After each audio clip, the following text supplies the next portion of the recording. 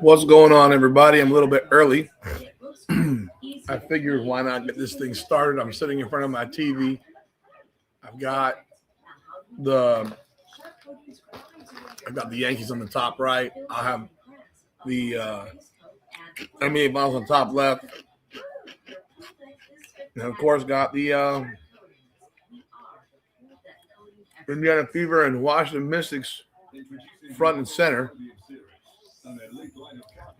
So been a wild day. Every day is another wild day. Every day is another wild day, folks. Home run Yankees. Let's go.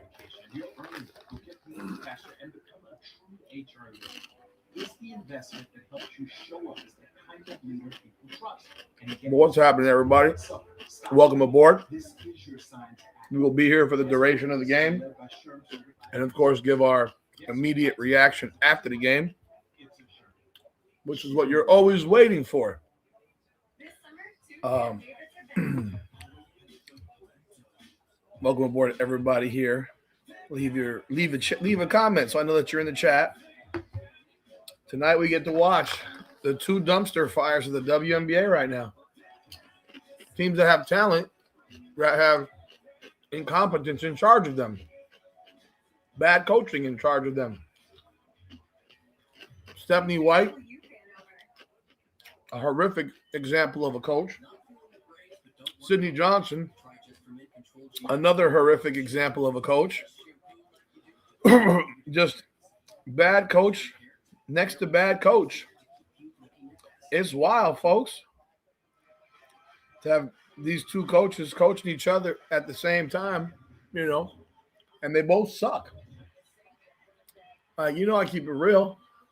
Both these coaches suck. Welcome aboard, Espada, Lakers, Sweetie.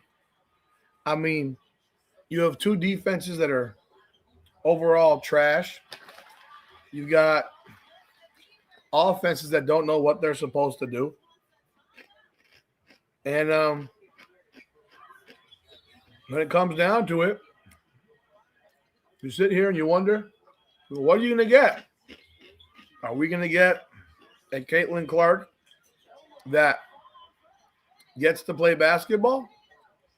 Or are we going to get a continuation of the horse shit we've been getting the last couple of games, for which she's clearly being underutilized? Very frustrating, of course. Oh, very, very frustrating to see what we've been watching. Today we got the opportunity to watch a video from Michael Thompson, former Laker player, and a player who played with Magic, Kareem, Michael Cooper, James Worthy, Byron Scott. He was on Whitlock today. I dropped a video on that. It was a great interview. It was another example of why, against what I have said, let women coach women, let men coach men. Well, it's very abundantly clear that men need to coach women to get the maximum ability out of women, at least in a lot of situations. And I'm not trying to be negative or anything like that towards women, but I do think that it's clear that you need strong male presence for some of these types of teams. You need strong male presence for some of these types of teams when you have players like a Caitlin Clark. Heck, and to a lesser degree, to an Angel Reese. You need stronger male personalities. And, you see what's happening in Dallas right now. Jose Fernandez walks in. The Dallas Wings won 10 games last year. They're 7-3 right now through 10. Why? Because they have a strong male presence in their locker room. Not the man bun they had last year, that soft marshmallow they had last year. And yeah, so you have this now I gotta wonder, do we need a male presence? Pat Riley, when he took over the Lakers, you build around your best player. You don't build around other people. He said it. When Pat Riley changed the offense from this walking up the court offense of Paul Westhead to Showtime Lakers, if Pat Riley does not do that, we may never see the Lakers be a 5-time champion in the 80s. We may never see it. So, because he did that, you saw the great Magic Johnson. Why were the Lakers walking the ball before? Because they had Kareem, a center. Well, guess what? Kareem learned how to run. And he benefited from it. Because until that point, Kareem had only won 1 ring. He won 5 with Magic Johnson. So for as great as Kareem was, without Magic, Kareem will never be the Kareem that you know him to be. Despite all his MVPs and whatever, he doesn't have those rings without Magic Johnson. Well, a strong male presence. Sidney Johnson is not a strong male presence. There is a difference. And yes, he's a male, although a very soft male, in my opinion. He's not a Jose Fernandez. Oye, bro.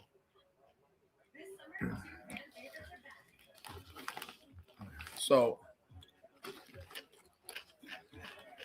either way,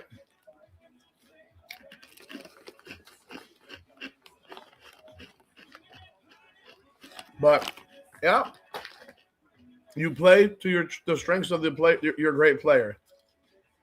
You know what's so funny?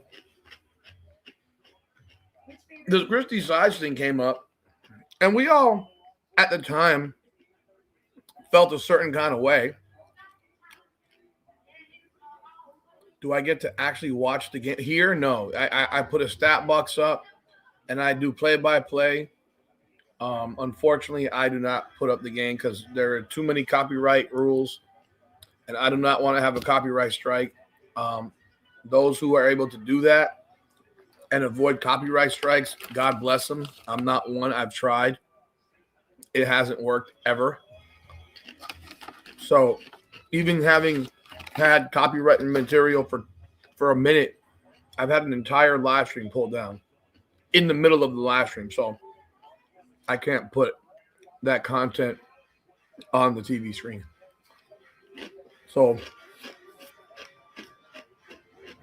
yeah.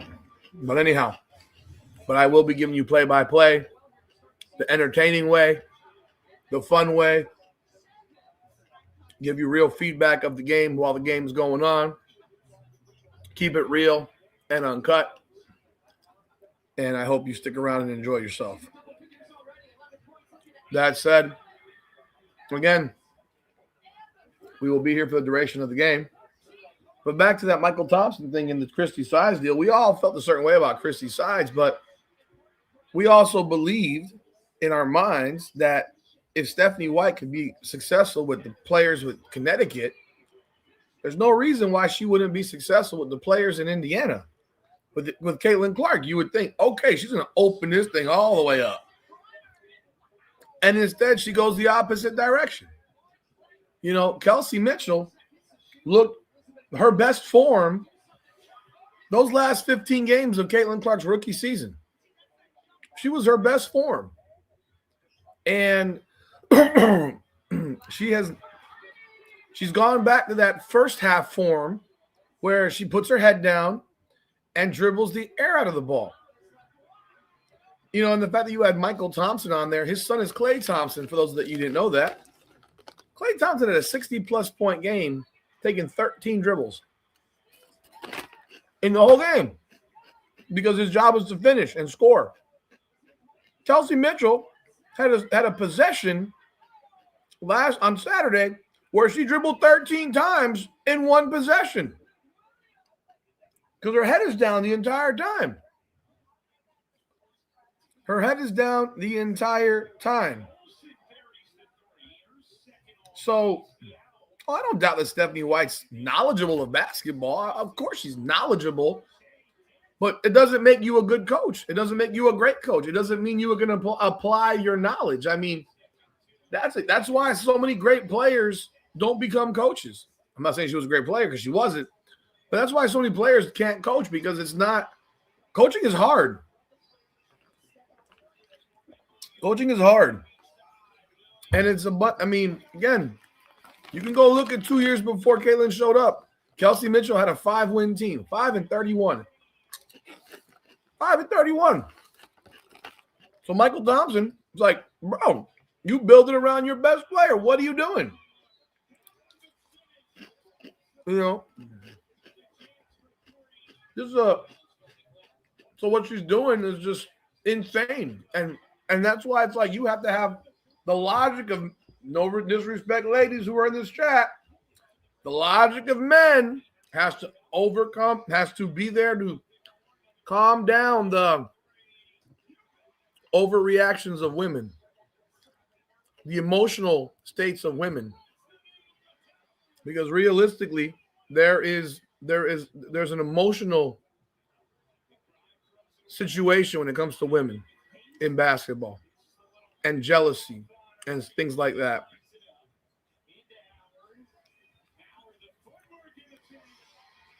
Your father used to coach all his life, and parents used to give him hell, call our house, and chew his ass. Really? Wow. I done hung up on them. I'll be damned if you're calling my freaking house. How about you go, coach? You know?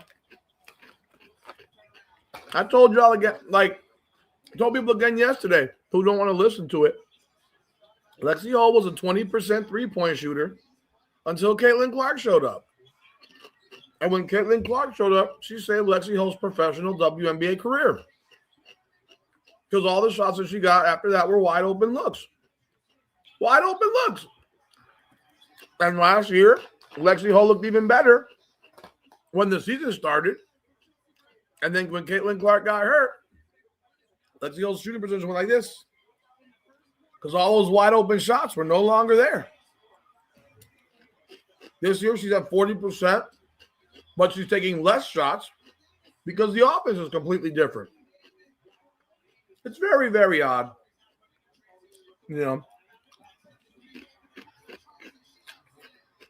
Hey, that's ballsy right there. You benched the starting quarterback who's a senior. That's ballsy. In today's world, that guy would transfer.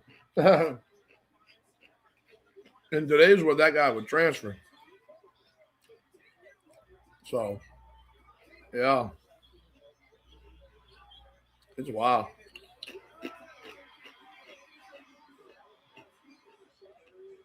But, you know, it's one of those things, man, where that interview, if you haven't heard the interview, man, listen to that interview. It's a great interview. I think you'll certainly enjoy it. Or you can just watch my video and I'll give you clips of the video where I give you clips of it. Now, tonight's game, the Mystics, they're coming off getting completely obliterated on Saturday by 32 by the Atlanta Dream. Sidney Johnson gets ejected because he got tired of watching his team suck. He was complaining about fouls. I'm sorry, free throws, but his team just sucks. Right? He's going to start Georgia Amore again tonight and tell us that she's the right answer at point guard. And I will try to keep it as even as possible in my commentary on this game.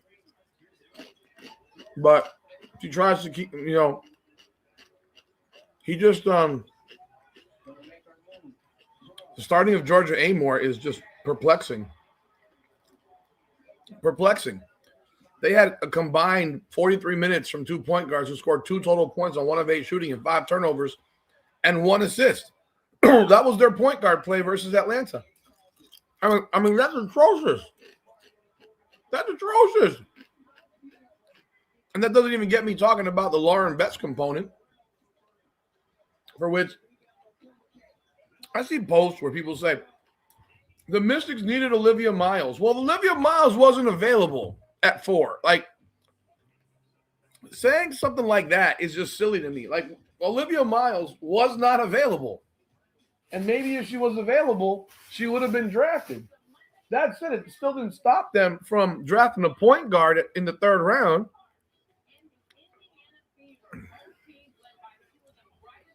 I mean, I thought Rory Harmon should have been the starter when the season started, personally. And then he completely abandoned her. And then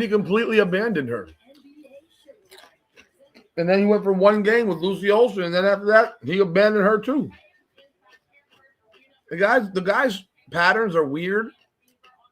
Look at Caitlin Clark signing autographs in Washington, D.C. right now. She wants to just go to sign her arm, bro. Like, tell me again that Caitlin Clark isn't the most popular and marketable player in the world of women's basketball. Tell me she's not. Here we go. We got Sue Bird and Cheryl Miller. What are y'all going to say tonight to trash her tonight? What are you going to say to trash her tonight? It's crazy. Well, when I think about what made them so great last year, made that playoff run so amazing, they had chemistry and a feistiness. Sonia Citron and Kiki Irvin are both being misused. They're playing, but they're both misused because Kiki Irvin is their best post player, but they give the ball to Shakira Austin way too much. And then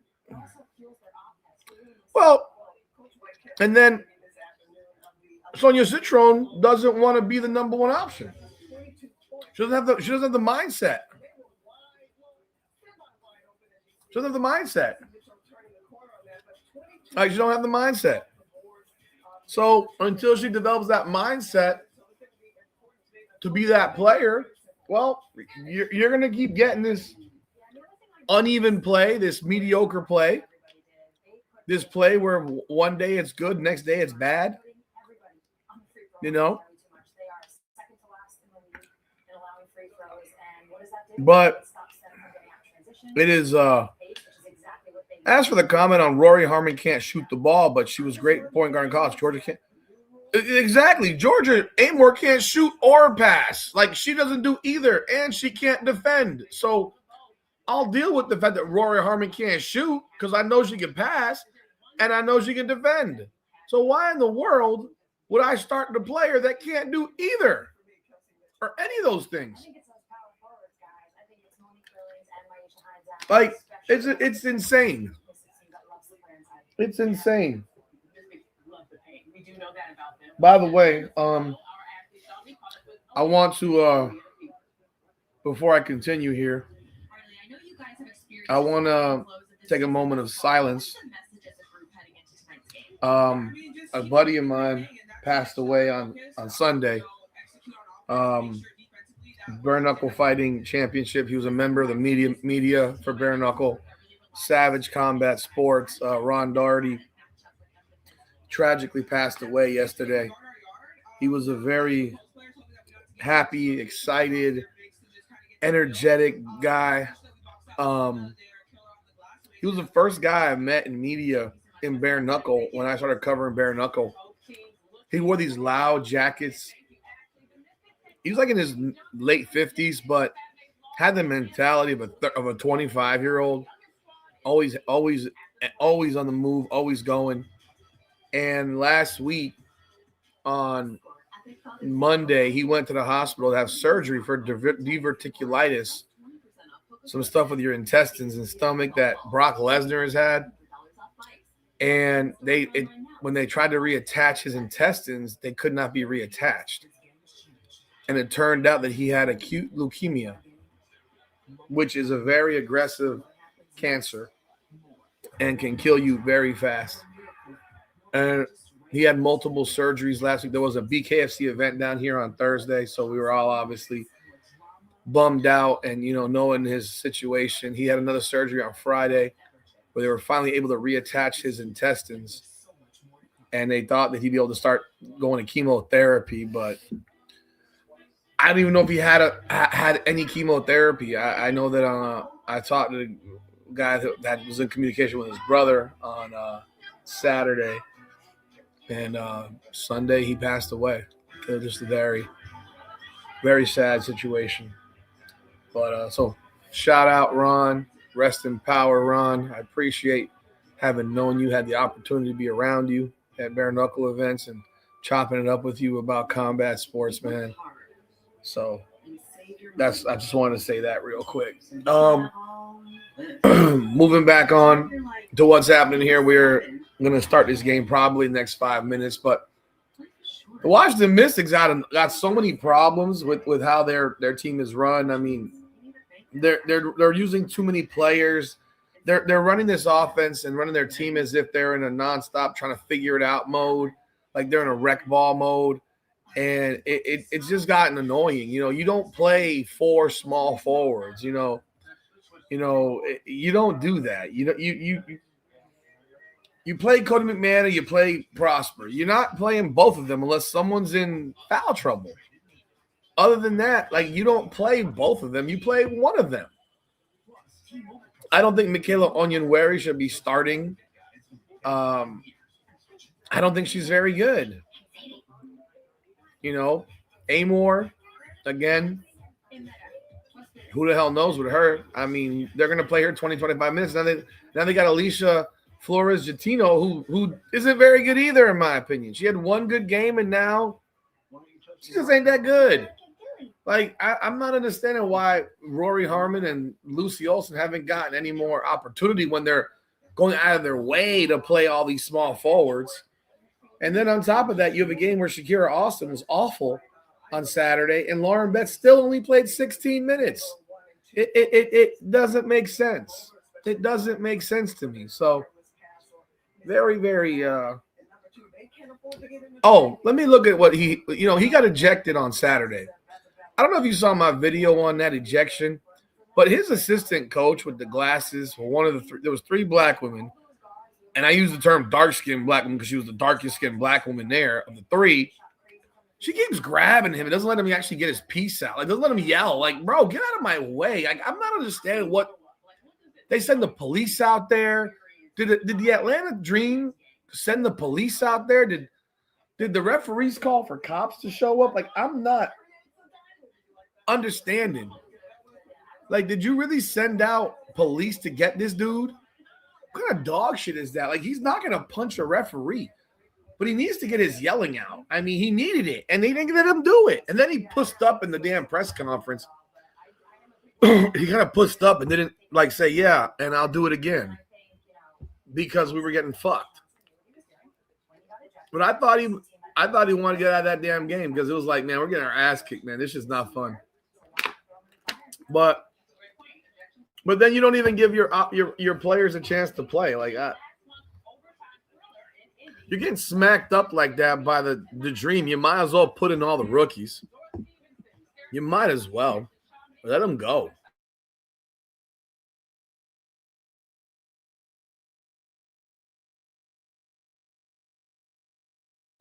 You love Sidney Johnson? I don't agree with that. I don't love him. I don't love him. Not me. I can't say that I love him. I think he's terrible, personally. I think he's terrible. If you're interested in the game, you don't have access to the game. Lester is sharing it in the lounge of our Discord. So I'm going to share the Discord link with y'all. I don't even know how you're doing that, Lester. Seriously, like, that must be some Asian magic you got going on there, bro. Because I don't know how the hell you do that. But here is the Discord link if you don't have access to the game. I think Sidney Johnson has to change a lot of things, including his loyalty to Georgia Amor and his loyalty to Shakira Austin. You got to let a coach yell, bro. I'm sorry. What? You would never see that in a baseball game where a manager goes out to yell at an umpire and you have coaches jumping in between him. No, he's going to get his piece out. Now, if you're out there for 10 minutes That's different. But Sydney Johnson didn't even get 20 seconds to yell before this lady's grabbing him. I mean, it makes no sense. I think Georgia Amore sucks. We fundamentally disagree. I think Georgia's terrible. I don't even think she belongs in the WNBA. I don't even think she belongs in the WNBA. I'm just being real. I don't even believe she belongs in that league. That's just my feeling. Let me see. What is this? Wow, Lester, you do have this thing streaming in the Discord. That's pretty cool. I don't know how you're doing it, but hey, folks, if you want, you can watch this game in the Discord if you don't have access to the Discord. So definitely go check it out there if you don't have access. But yeah. So it is on the Discord in the lounge. So check it out. Quick bet. I bet Amore don't start tonight. Georgia Amore tonight. You bet? I mean, I think that'd be great personally, but we'll see. We will see. Lauren, I think you need to watch more games because Georgia Amore over the last 4 games has been close to unplayable. She's unplayable right now. I don't even know how she's getting minutes. Like she's on the cusp of being completely unplayable. There's no benefit to playing Georgia Amore. At what minute will Cece be benched in the first quarter? 6-minute mark. So 4 minutes, she'll get sat. Unless she goes crazy and hits a bunch of threes, maybe the 6 or 7 minute mark, but otherwise 4-minute mark. You do need to join the Discord in order to get into Discord, so it is free. So feel free.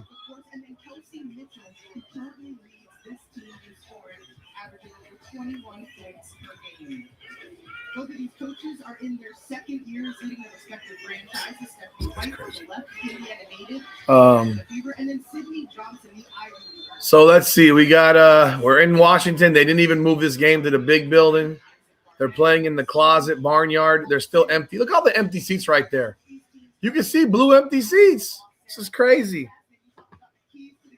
This is crazy. The Fever is game is about to start. Game is about to start. Starting lineup is Georgia Amore, so you are wrong. Georgia Amore is on the floor. I don't think you could put Betts, Kiki, and Austin on the floor together because I don't think Lauren Betts knows where to go. And I don't think Austin can shoot the ball well enough from the perimeter to make that happen. Neither does Kiki Irrifan, so that's part of the problem. I thought they shot the ball better from the perimeter. They don't. They don't shoot the ball well at all. Here we go. Game is underway. And the Mystics win the tip. Austin to Georgia Amore, top way outside, being guarded by Caitlin Clark. This might be Caitlin Clark's easiest defensive assignment on earth. Like, Austin goes around a screen, attacks, right-handed layup is good. Right in Aaliyah Boston's face. There you go, Aaliyah. You're great. We know. You're great. We know. All right, we're already in the hub. We are already hubbing it away. Caitlin comes across. Oh, look at that. We have the ball go back court off of a tip. Caitlin around Amore to the left. Left-handed three, off back iron, rebound to Aaliyah Boston. Aaliyah from 10, short-armed it, choked her ass off. Rebound, Shakira Austin. I mean, look at that crap right there. Like, Caitlin had to create that shot. Way off balance. What do we have, a foul off the ball already? We have a foul off the ball. What do we have here?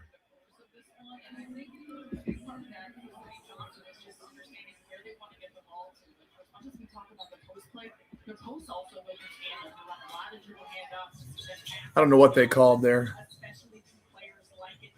Amore's being guarded by Mitchell now. Weird. Now they have Caitlin guarding Onyenwere. I don't know what they're doing.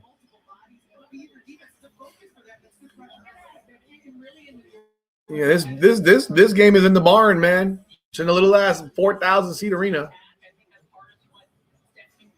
It's in a little ass arena. So we got Jump ball between Kelsey Mitchell and Georgia Amore. Holy Lord.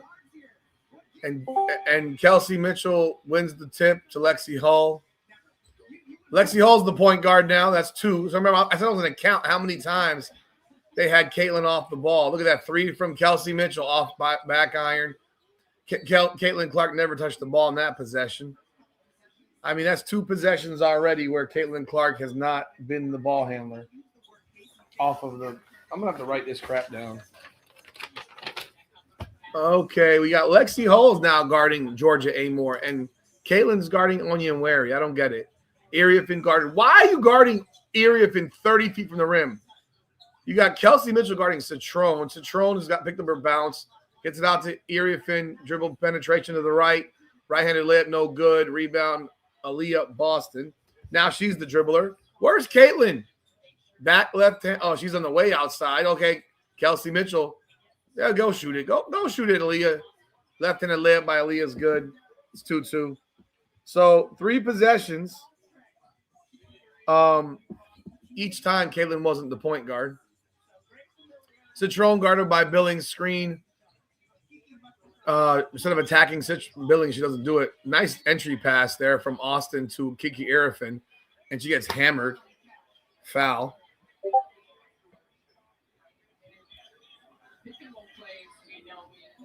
Man, that's crazy. I mean, the last 2 possessions, Caitlin Clark hasn't even touched the ball. She hasn't even touched the ball. 3 possessions, and 3 times she didn't dribble the ball up the floor. I mean, that's how you slow possession down. So Caitlin's guarding Onion Wary. I don't know why would you have that matchup? Because she's in the corner? But now she's in a big body her ass and she gets called for a foul. That's a foul. Like, why would you? Oh, my God. Why is she guarding Onion Wary? She's too small for her. She's in a big body, her ass. That's a foul. That's a foul. I don't understand it. Let her guard Amore. Amore is not a threat. Oh, my word. Amore is not a threat. Wow. This is the brilliant coaching once again. The brilliant coaching once again. Both free throws are good. Wow. Caitlin's dribbling the ball to the floor this time. Okay. She's being guarded by Onion Wary, way outside. Screened by Aaliyah. Why did you roll, Aaliyah? Oh, my God. Kelsey Mitchell, 3-point shot. No good. Rebound, Iriafin. You right there, you set a screen, but you didn't roll. You just popped out to the 3-point line. Amore traveled her ass off there. They didn't call it. Austin for 3, top of the key, no good. Rebound. Nice battle by Lexi Hull. She saves the rebound to Aaliyah Boston. There goes Caitlin. Attack. Oh, my. She makes that layup. That was a weird-looking shot, though. She looked like she hesitated on that layup. I don't even know what happened there. That was weird. 4-4. Amore guarded by Lexi Hull. That's just a mistake. She just got blown by. And Amore just threw an underhanded scoop prayer. Caitlin with the rebound. 3-pointer from Caitlin Clark is up and good. Buckets. 29-footer. 7-4 Indiana. Thank you, Mo Top. Let me see here. Pay my bets. Come on now. Georgia Amore, the starting guard. Put Lucy in the damn game. Hey, if they want to put Onion Wary on Caitlin on the perimeter, she'll kill her out there. Thank you for the $20, man. I appreciate it. All right. So 25 in. Caitlin's still in the court.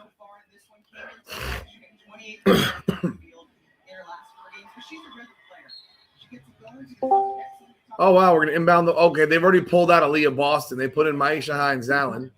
Caitlin's being guarded by Onion Wary. Around the left, she's fouled by Onion Wary. And now she's clapping, and Onion Wary's chirping. Clapping in front of your face. You can't guard me, bitch. You can't guard me, bitch. That's what she's saying. You can't guard me. You're too slow. I can't guard you in the paint, but you can't guard me on the perimeter. Yeah, we're already doing the subs. Lauren Betts is in the game. Wow. Now you got Cody McMahon guarding Caitlin Clark around a screen from Hines Allen, attack the rim, kick out to the corner from Billings. What? Monique Billings is out there in the corner for three-point shooting. What the fuck? Cody McMahon with the rebound. She's going to go right to the rim. McMahon, gets her shit swatted by Billings, but she looks at Billings and stares her down like, what? I'm a bulldog. You can't stop me. That's the foul. So Lauren Betts has made an early appearance. I don't know what's going on with Sydney. So Cody McMahon at the free throw line. Like this is another example of the inconsistent subs. She misses the free throw badly. On the court for Indiana is Cunningham. Oh, Damaris Dantas signing. Damaris Dantas. We haven't seen her in a while. Wow. We haven't seen her in a minute. Second free throw is good. 7-5. Okay, Caitlin's dribbling the ball. But they're in slow motion, no push. Guarded by McMahon. Dribble left, crossover. Passes over to Hines Allen, over to Cunningham. Hines Allen being guarded by Betts. Backdoor pass to Cunningham. Dantas for three from the corner. It's good. It's good. She's like, yeah, I still know how to shoot there, coach.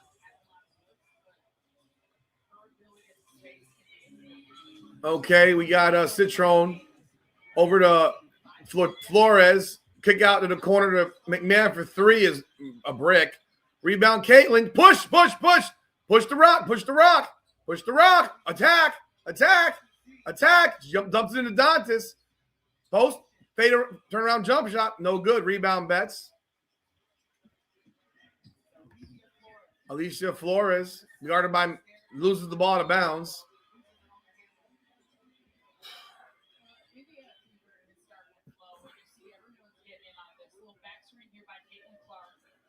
That was a nice pass by Hines Allen.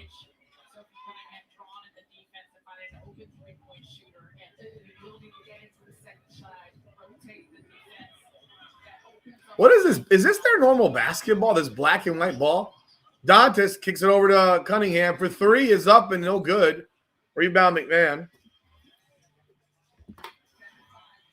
Iriafin with the layup.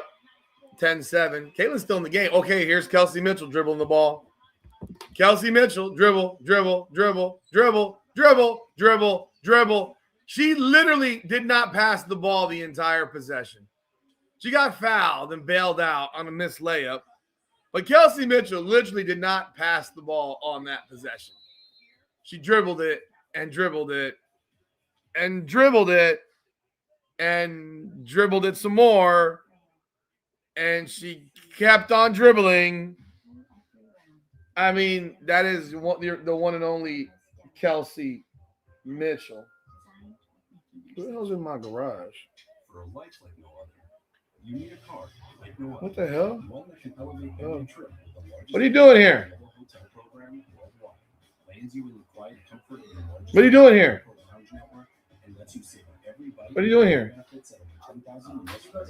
Okay, I'm not alive, so you might not want to walk here naked in your underwear. Someone must have walked in front of y'all with his underwear on, so just letting y'all know. Huh? What happened? Did everyone show up?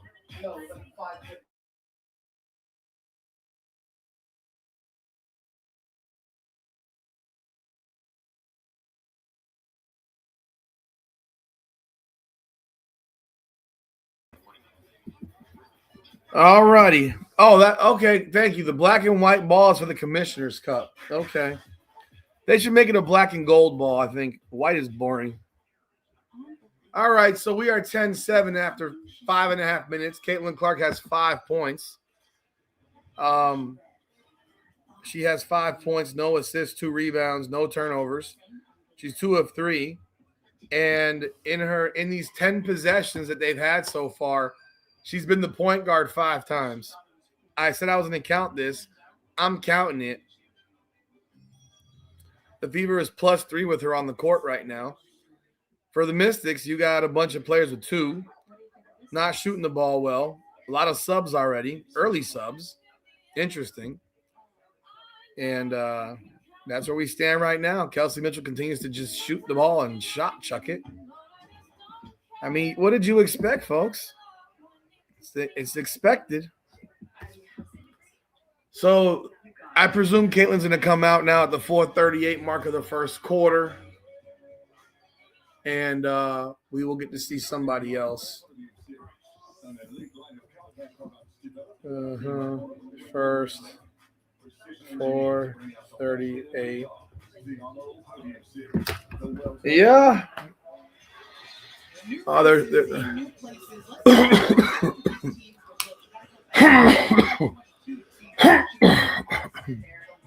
all right. 23 and 24, the back-to-back rookies of the year. Man, did Kathy Engelbert age in a year? She aged a lot in 2 years. Betts got in there early, bro.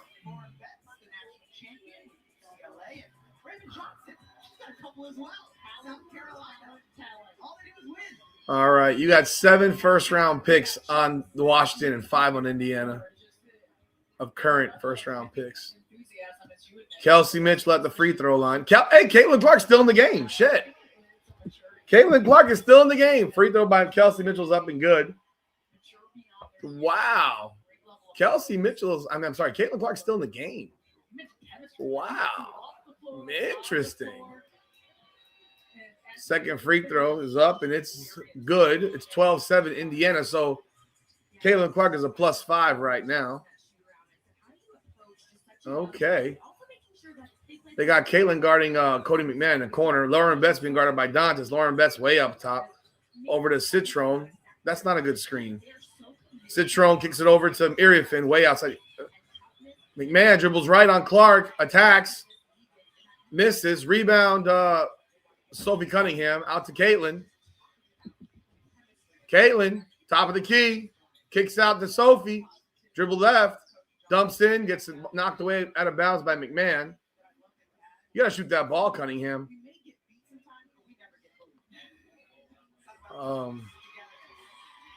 Caitlin Clark, did they just take out Caitlin and Kelsey at the same time? Yes. Oh, no, Caitlin's still out there. Wow, they took out Kelsey. Inbound, the ball's with Raven. Okay, now we got her. Okay, Caitlin, 3 from 25 is no good. Rebound to Iriafin. Dribble drive. Steal by Caitlin Clark. Go, go, go, go, go, go, go. Attack. Layup is good by Clark. Off the steal. That number 22 overall defensive rating in the WNBA. Number 8 overall by the guards. It's 14-7 Indiana. Caitlin's guarding Onion Wary. Oh, she's being switched on to Lauren Betts. Betts guarded by Dantas. Spin back left. Nice move by Betts. Bucket. 14-9.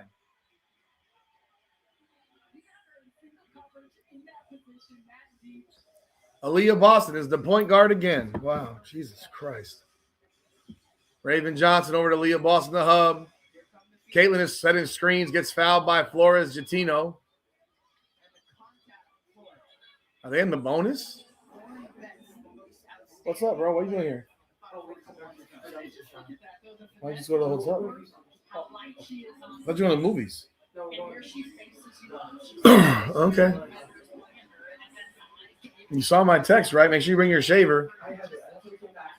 Mm-hmm. Oh, Betts has already been pulled back out. So Betts plays for 3 minutes, pulls her out after she gets a bucket. Ain't that brilliant?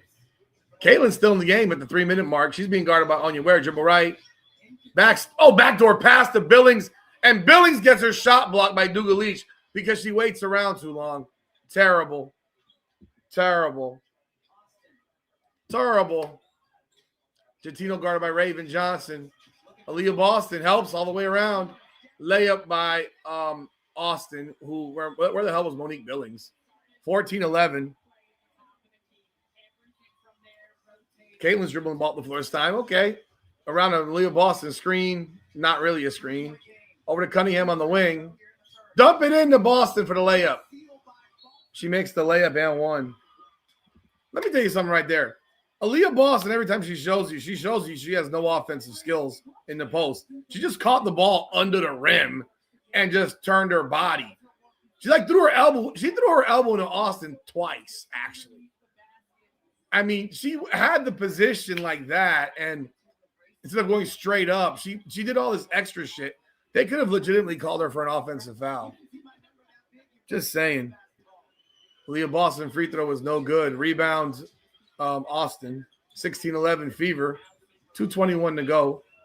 Is Caitlin still in the game? Caitlin's still in the game. 3 from Onyenwere on the wing is good over Monique Billings. Didn't even guard it. Caitlin with the ball. Dribble left, double teamed. Nice pass to Billings, and she drops it. They give that turnover to Clark, but Billings dropped an easy pass. Cody to the rim, misses the layup. Rebound Boston. Caitlin pushing the tempo. Gets it to Cunningham. Cunningham, shoot the fucking layup. Shoot the fucking layup.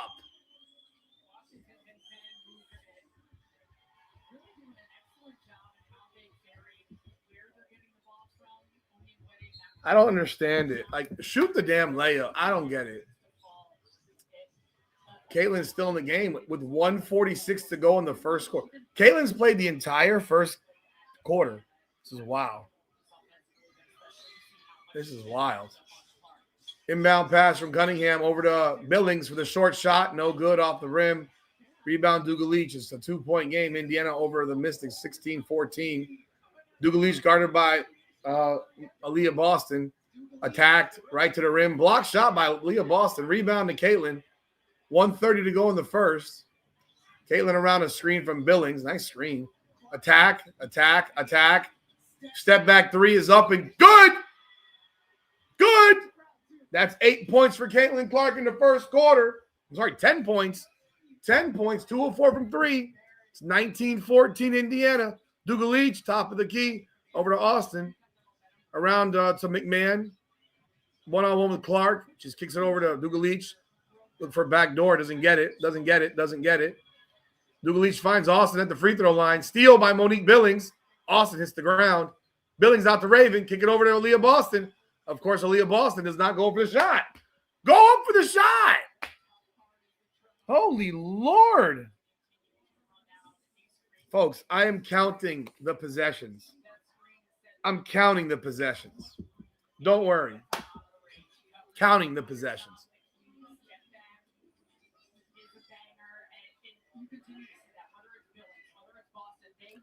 Caitlin's still in the game with 50 seconds to go in the first quarter. Aaliyah Boston at the free throw line. Up and good.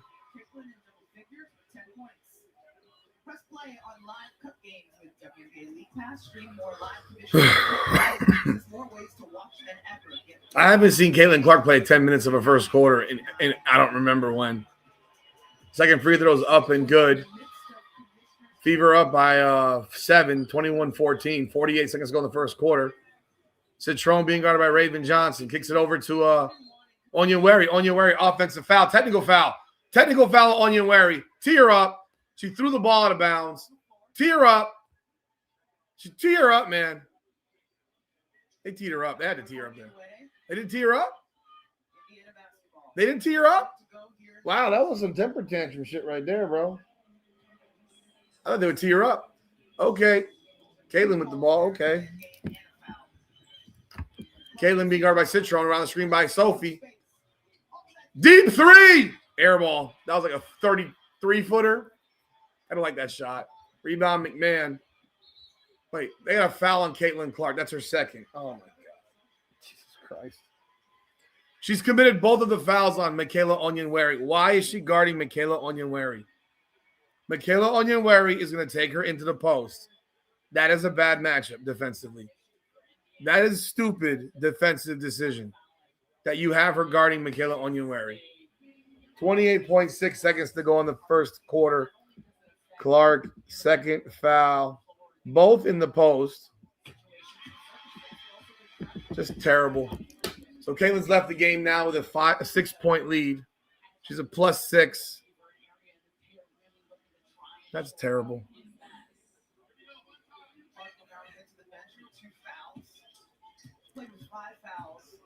Second free throw is up, and it's good. So +6 with Caitlin on the floor, by the way. Let's see how we do. So Kelsey Mitchell's running the point guard position with Raven Johnson on the floor. That makes a lot of sense. Dribble, dribble, dribble, dribble, dribble, dribble. Left. Kicks it over to Sophie. That's no offense. Useless passing. Useless movement. Cunningham gets her shot blocked. Quarter's over. Oh, I'm sorry. Shot clock violation. I mean, you're going to have the point guard in the position there in the corner and the shooting guard who doesn't know how to create handling the ball. I mean, my God.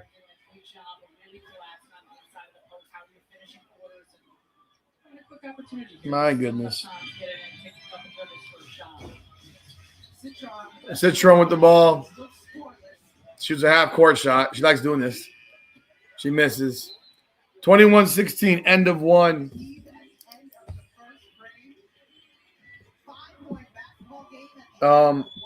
Yeah. So first quarter, 21-16 Fever. Fever are shooting 35% from the floor.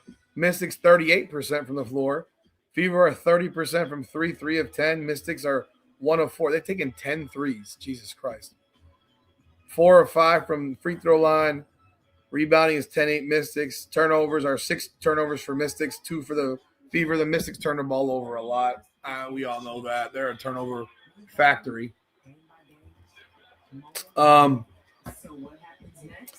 Box score wise, fast break points is 8. It's 7-3 Indiana.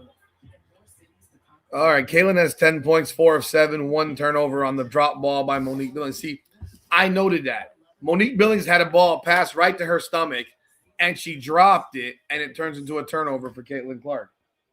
That is the thing of beauty in this game. Lexi Hull, 0 points. Kelsey Mitchell, 2 points, 0 of 2 from the floor. Aaliyah Boston, 6 points, 4 rebounds. Caitlin Clark got no assists in the first quarter. 3 rebounds, +6. Damaris Donis played 3 minutes, 3 points. Cunningham, 2 assists, 1 rebound. And that's basically it for the Mystics.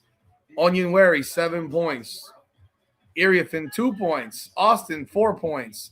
Georgia Amore, 0 as usual. And again, Sonia Citron continues to show us why she is not a number one option with her lack of aggression. 0 for 1 in the first quarter. Which team, Sal? Who do you want a reason for? Because I can't give a lot of reasons for either one right now. I'm gonna be real. I can't give a lot of reasons for either team right now and why you should keep watching them.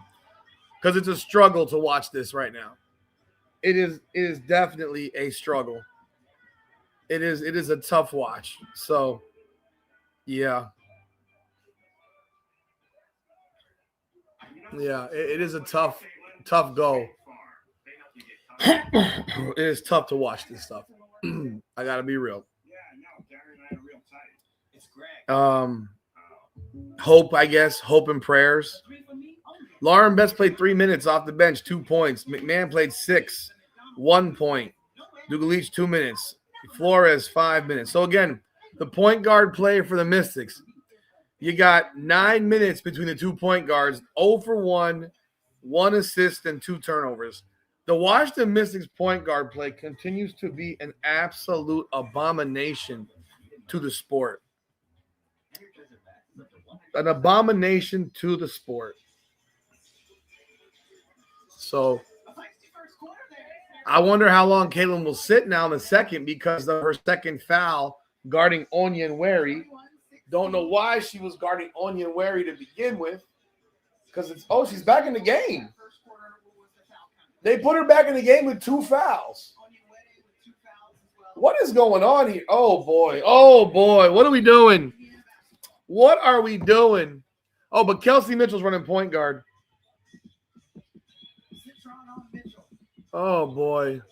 And Caitlin's setting screens for Mitchell. Mitchell has not given the ball up until a corner jump shot to Billings. Okay, there's a bucket there, but Jesus Lord, the offense is being run through Kelsey Mitchell. It's crazy, bro. continuing to create. Now, Kelsey's guarding Amor. Caitlin's guarding Prosper. I would post Prosper up. She's 6'3". Foul on Cunningham on the curl. Oh, my God. I can't even understand this. I would not have Caitlin on the floor right now. Not with 2 fouls. Not this early in the quarter. Oh, they pulled Caitlin Clark out again at 32 seconds. Okay, this is very odd. Did they forget that she had 2 fouls? That's odd. They forgot she had 2. Oh, they put Ty Harris in there. I guess Ty Harris can run the point. Turnover Mystics. They turn the ball over so damn much. Cunningham being guarded by Austin. Dump it into Boston. Out to Cunningham. Shoot the 3. Shoot the fucking ball. Rebound to Leah Boston. Oh, that's a foul. That's a foul. Why isn't Cunningham shooting the ball when she's wide open? Someone got to explain that. That's terrible.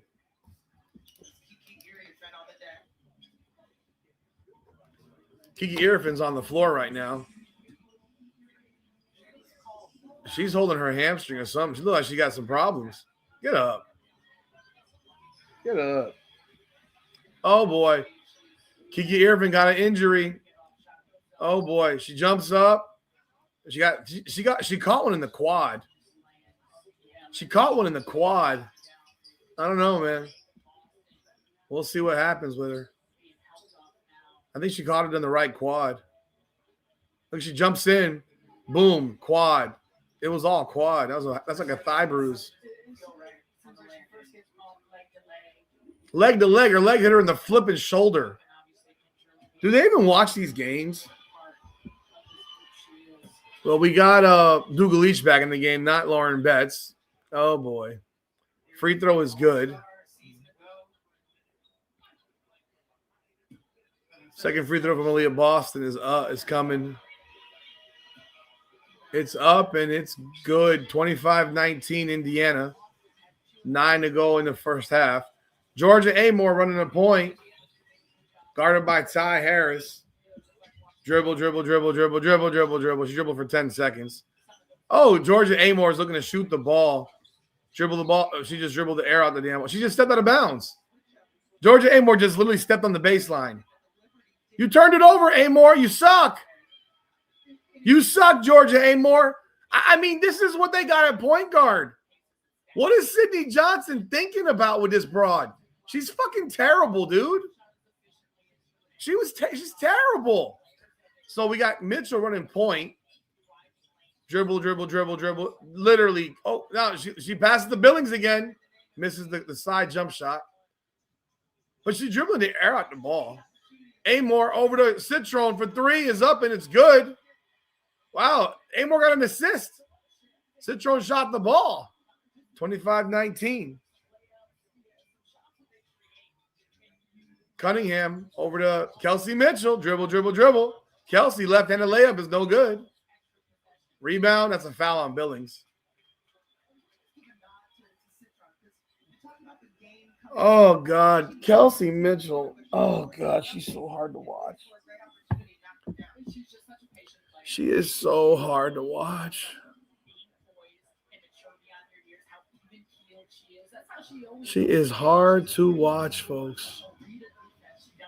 Georgia Amor, guarded by Ty Harris. Dumps it under the elbow to Citron. Step through, misses the easy shot. Rebound, Hines Allen.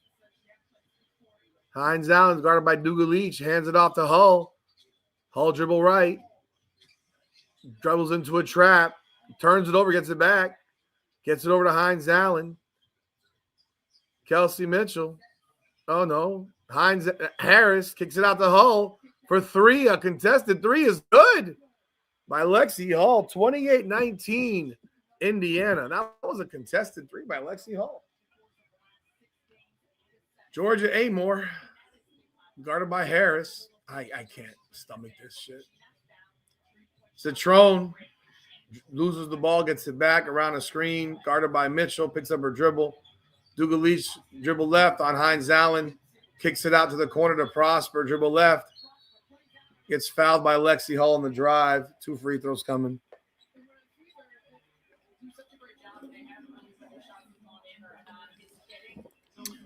Appreciate that, Merlin. Yeah. I knew what Monique Billings was. Like, it doesn't take rocket science. It don't take rocket science to know these things. I mean, realistically, it's really the thing. Is like it doesn't take a rocket scientist to know this, because all you gotta do is look at history. Prosper's free throws are mixed. Misses the second one. Rebound Hall, 28-20. Ty Harris running point guard now. Going left, going right on the Hines Allen screen. Dumps it off in the curling Kelsey Mitchell. Free throw shot is up. Oh, my God. Off the back iron, off the front iron, off the back iron. Good. 30-20. Caitlin Clark has 2 fouls. Committed a second foul at the end of the first quarter. Was put back in to start the second quarter, but then pulled it after 30 seconds. Maybe they forgot. Dugalich hands it off to Prosper, guarded by Mitchell. Mitchell guarding Prosper. Prosper stuck. Prosper loses the ball out of bounds. Stays with Washington. I'll tell you what. You know how bad of an offensive player you got to be when they put a 5'8" guard on you and you're 6'3"? Like, they have no fear of you. Kelsey Mitchell's guarding a player who's 6'3" because that girl has no offensive skills. Prosper's got no offensive skills. 1.9 on the shot clock. Amor inbounds it to Austin. Turnaround jump shots up, and it's no good off the board. Rebound Hines Allen. Where does she hands it off to Mitchell. Mitchell right. Mitchell pull back, step back 3 is up, and it's good. 33-20 Indiana. And the Fever up 13. Mitchell has 7. Boston has 8. Billings has taken 6 shots. She's 1 of 6. Wow. She had 1 good game, and now she wants to shoot the ball every time. Lexi Hall with 3. Dantas with 3 off the bench. Leading scorer for Washington is Onion Wary with 7. Austin with 4. Citrone with 3. Ariafin with 2. She went out with an injury. Best with 2. McMahon and Prosper with 1. Right now, the difference really is the 3-point shooting, because the Fever hit 5 threes to 2 for the Mystics. And the turnovers. The turnovers are going to kill the Mystics. They've got 8 turnovers. The Fever have taken 27 shots. The Mystics have taken only 16. It's 33-20 Indiana. 33-20 Indiana.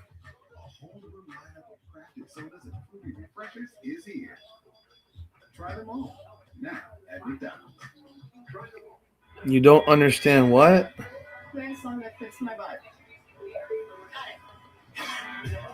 I don't know, man. I don't know. I mean,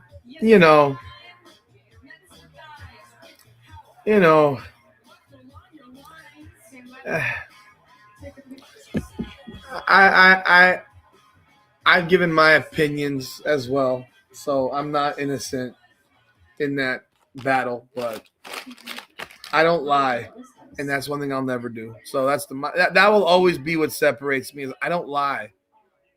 I'm never gonna lie. That's it. I'm never gonna lie, or at least not intentionally, because then that's just a mistake. But when you knowingly say stuff that's false and promote it as such, like I can't roll with that shit. People can talk about me all they want. I'm used to it.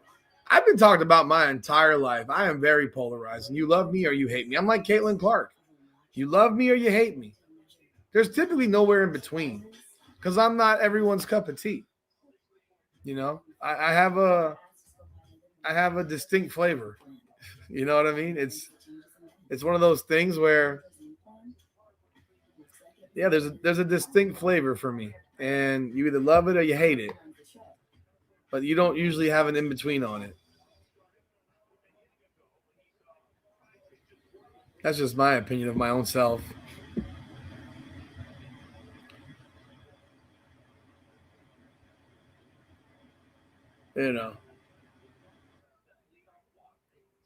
But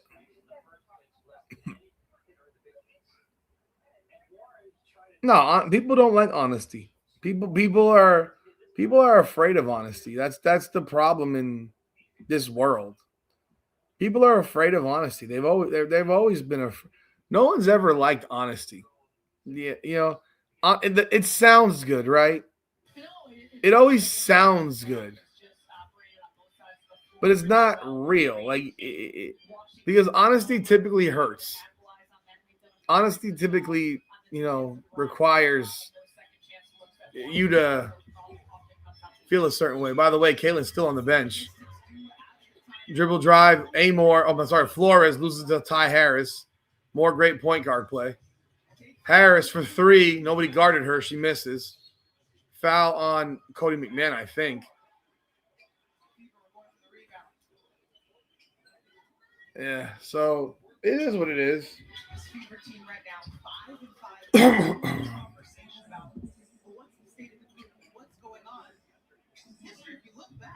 That foul was on Cody McMahon. I'll tell you what, I was talking to a guy who was on another channel does college sports, and I had some questions I'll talk about in a second. Kelsey Mitchell, dribble, right, left, kick out to Hyatt Harris. Sorry. Harris travels. Just instead of shooting the damn ball, she travels. It's 33-20 Indiana. There's a platform called the Locked On Network. I don't know if anyone's ever heard of it. They have it for almost every sport. So it's called the Locked On Network. And Citrone, I'll talk about this at halftime. Kicks it out to Dugalich. Turnaround, short layup is air. I'm sorry. Is that Dugalich? Yeah, she gets fouled by Billings.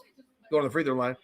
So they got Caitlin Clark is back in the game now at the 5:16 mark with 2 fouls. Keep your eye on the fouls. Do not put her on Michaela Onyenwere. That would be a good idea. But I was talking to this guy today because I had questions about how they created that platform, and I learned that basically there's one owner of all the channels, but they have deals with all these guys that host it, and he basically built it. So I am in the process. By the way, the first free throw was no good. Second free throw was good, 33-21. Clark is back in the game, and they got Ty Harris running point guard. Ain't that great? Oh, my God. Ty Harris running the point. Oh, she went right by. You saw she just went right by Caitlin Clark. Oh, my God. Caitlin got fouled twice on that play by Gittino. My goodness. But anyhow, I am building an unfiltered platform for definitely the WNBA, but maybe more. And if there are people, Cunningham loses the ball, guarded by Gittino. Cunningham kicks it out to Clark. She gets her shot blocked by Shakira Austin. Man, that was the way to have Clark in that play right there, guys. Good job. It's great. Yeah. She blocked that. But if you have interest in running a channel, I'm happy to discuss, and having a podcast, because I have all the platform names, and he had to build the platform that he has completely. Austin, turnaround jump shot, left hand is no good. Rebound, Leah Boston out to Caitlin, pushing. Corner to Cunningham for 3 is up and no good. Brick. Jesus. Caitlin has 0 assists right now. It's insane. Guarding McMahon. Goes left. McMahon to the layup. Aaliyah Boston was so late on the help, it was crazy. I mean, what you're putting her on McMahon, who's going to fucking attack. Hand off to Hines down. That's Caitlin's first assist. 35-23 Indiana. Wow, pick and rolls work. Imagine that. Austin being guarded by Aaliyah Boston. Citrone being guarded by Cunningham. Dribble right, dribble left. Around the screen from Dugalich. Foul on who? On Dugalich? Wow. I don't know about that.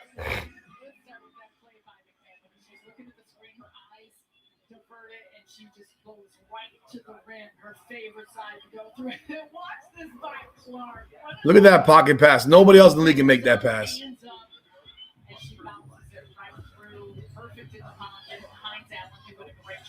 Lauren Betts has not sniffed the court again.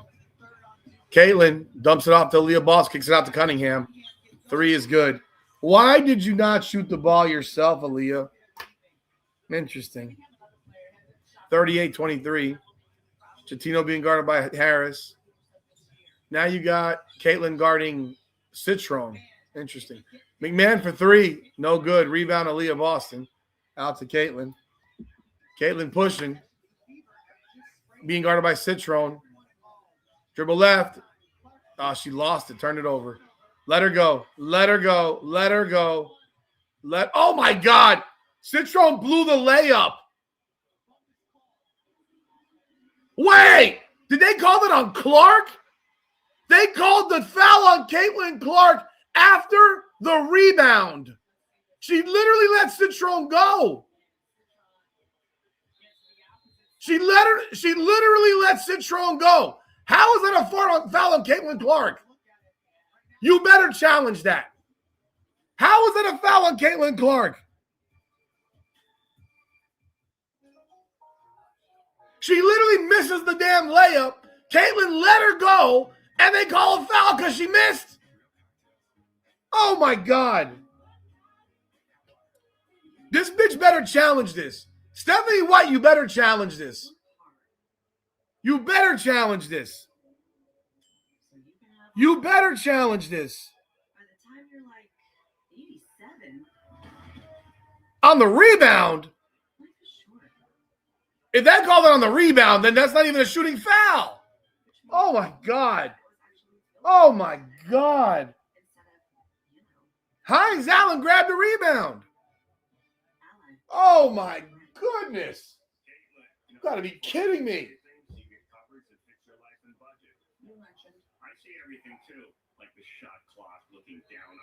Wow. That's crazy. That's a home run. That hit the guy. That's a home run. That's a home run. That's a home run.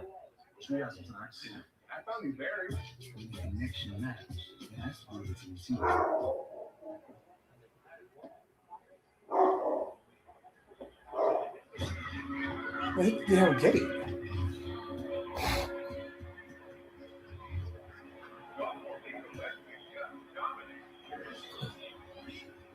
How did I get here?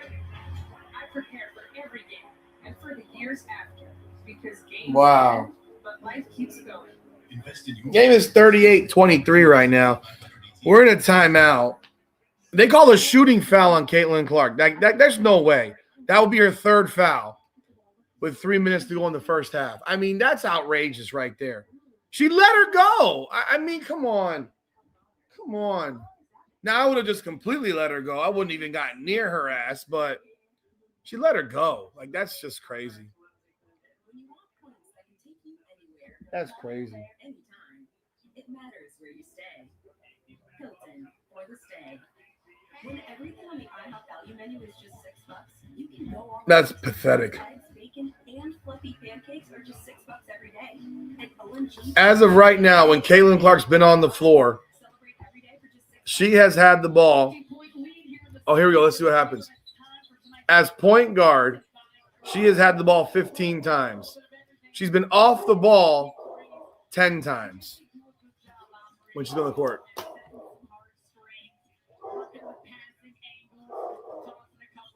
Just 1 assist right now. Wow. They left the foul on this.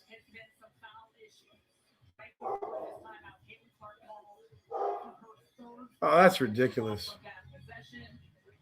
You know what I do? I'm a little upset with her on that. You got to back off. You've got to back off on that, Caitlin. You got to let her go. Like, you can't even be near her. You can't even be near her.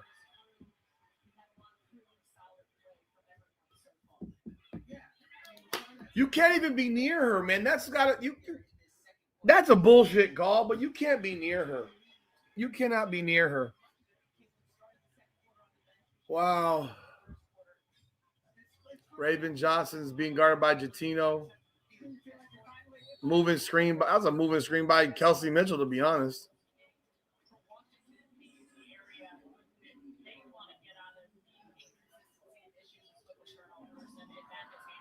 Wow.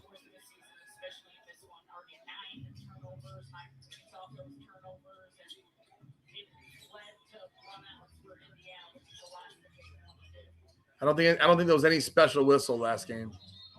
Offensive foul, Leah Boston. I don't think there was any special whistle last game at all. I think the Indiana Fever got punked in the last 12 minutes. Why didn't she challenge that? I don't know, because that's Stephanie White. She didn't even challenge it.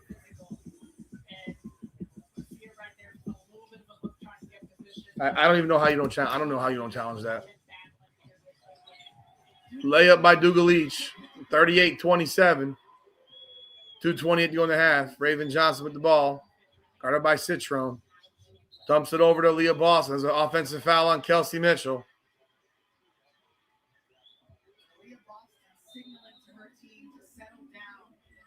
I'm sorry. Maisha Hines out with the offensive foul. Timeout, Indiana. Lauren Betts has not been back on the floor since the first quarter. This is crazy.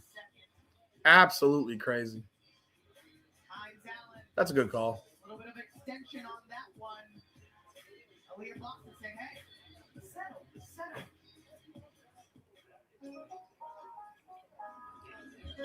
It's 38-27 with 2:23 to go in the first half.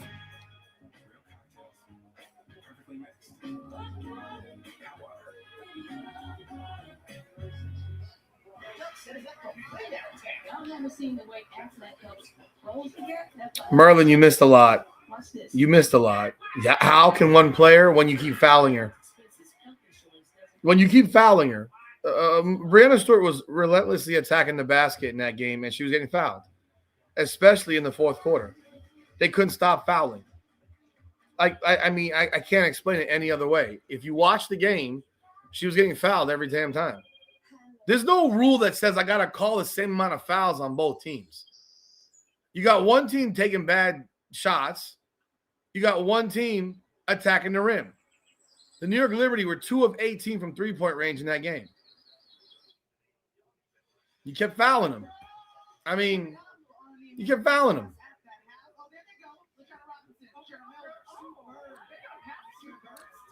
Two of the fouls were on I'm guarding a post player for Caitlin Clark, and this one was just a bad one. You needed to let her just go, Caitlin.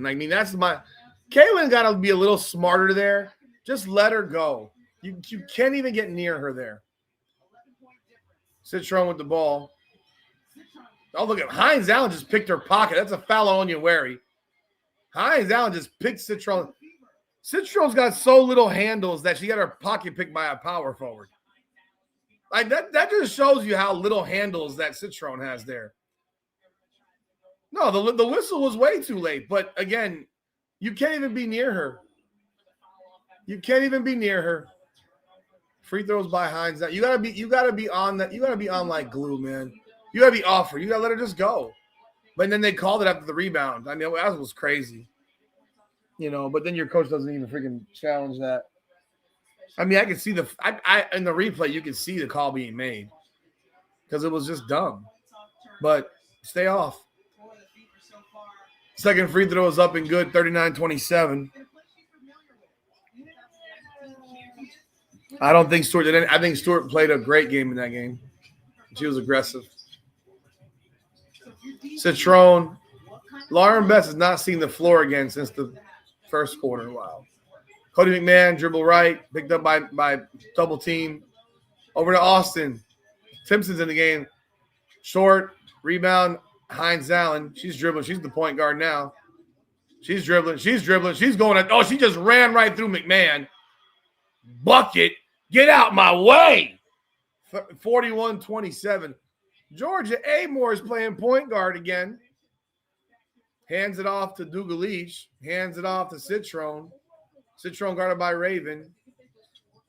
McMahon Dribbles past Cunningham. Right-handed layup is no good. Rebound, Hines Allen.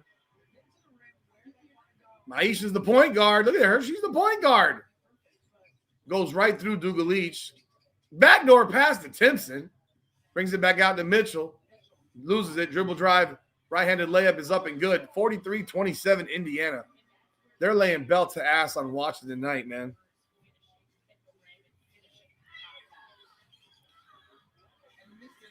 Rebound. Rebound by Austin. Missed layup.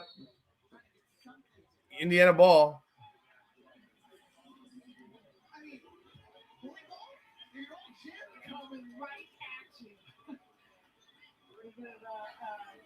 Drive through the body there on Indiana at this time with Kelsey Mitchell. You know how quick she is turned the corner. Got 8 more on her hip. Kelsey Mitchell playing point guard. 48 to go in the first half. Guarded by Cody. Screen Timpson. Kicks it over to Hines Allen. Back over to Mitchell around the screen. No screen. Dribble left. Dribble right. Attack Mitchell. Left-handed layup is no good. Rebound Dugalich. Over to Amor. 28 to go in the quarter and a half. Over to McMahon. Guarded by Hines Allen.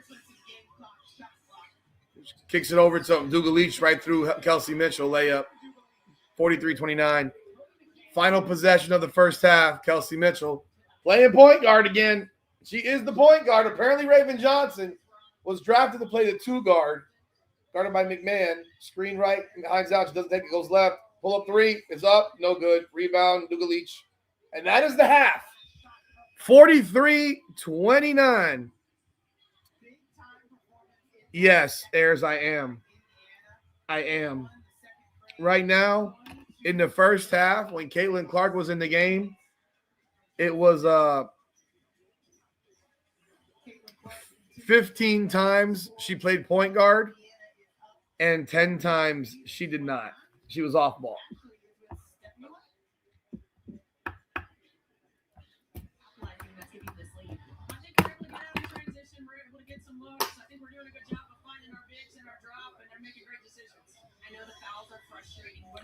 Kelsey Mitchell, 3 of 8. Caitlin Clark, 4 of 8. Lexi Hall, 1 of 1. Aaliyah, 2 of 3. Monique, 1 of 6. Sophie, 1 of 4. Harris, 0 of 2. Dantas, 1 of 2. Hines Allen, 2 of 2. The Mystics, you got 3 minutes from Lauren Betts. In a half in which Kiki Irfin got hurt and Lauren Betts can't get on the floor. Onion Wary got 3 fouls, 7 points. Irfin, 2 points. She's on the bench with injury. Austin with 4. Citron took 3 shots. Georgia Amor, another 0. 2 turnovers and 1 assist. Jatino, 0. 0 of 1. 1 assist, 1 turnover. Prosper, 1 point. McMahon, 3 points. She's 1 of 7 from the floor. Betts has played 3 minutes, 2 points, 1 of 1. Dugalich, 12 minutes, 5 points, 2 of 3, 5 rebounds, 2 steals, 1 block. I tell you, man. She said they got out in transition. They got 7 fast break points. What is she talking about? Did Stephanie Wright really just tell you that they've been out in transition with 7 fast break points? They've got 7 fast break points. They've only gotten 10 points off 10 turnovers. That's not exactly good. I mean, they've out-rebounded them by 1. They're both shooting like shit. 42% for Indiana, 35% for Washington. The 3-point shooting is the game because the Mystics have made 2 and the Fever have hit 6. But they've taken 10 more shots because of the turnovers.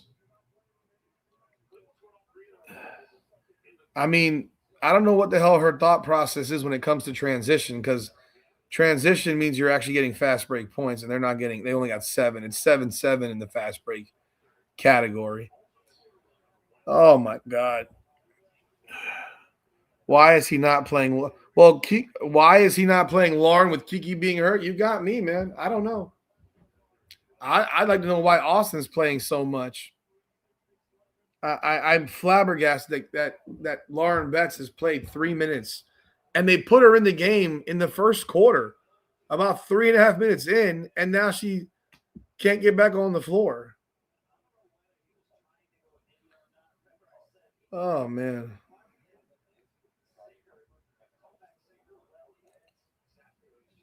But yeah, we saw a lot of point guard play from one lovely Kelsey Mitchell. Kelsey Mitchell, I forgot. Let's see here. She's got 2 assists, man. She must be feeling sick. Caitlin's only got 1 assist and 2 turnovers. The 1 turnover was legit. The other turnover was bullshit. That was Monique Billings dropping a pass. That was a bullshit turnover. But they're +8 with Caitlin on the floor, +13 with Kelsey Mitchell, +9 with Monique Billings, +3 with Aaliyah Boston, +9 with Lexi Hall. I mean, they're playing a solid but very, very boring game. Solid but boring. They're playing the game that Stephanie White wants to play. Realistically, Here are the boards a little bit again. I don't know, man. Like to attack the boards. Okay, I'm gonna bring you in here. I need some glasses. I don't have any glasses. Didn't Leah Boston say that keeping them off the boards was gonna be huge? And how many offensive boards did they have? Oh my goodness, what do we got here? One. Okay. Only one. They're doing Yo, Cheryl Miller is so masculine. Jesus Lord, she's so masculine. She is so masculine. Yeah, Sonia Citron can't dribble. I've been telling people that. But Sonia Citron said she can't dribble. It's like she told you something, so you should believe her because she told you. I can't dribble. I got to improve my ball handling. But people don't believe it. Yeah, people thought she's better than Paige Beckers. Like, come on, bro. Like, come on.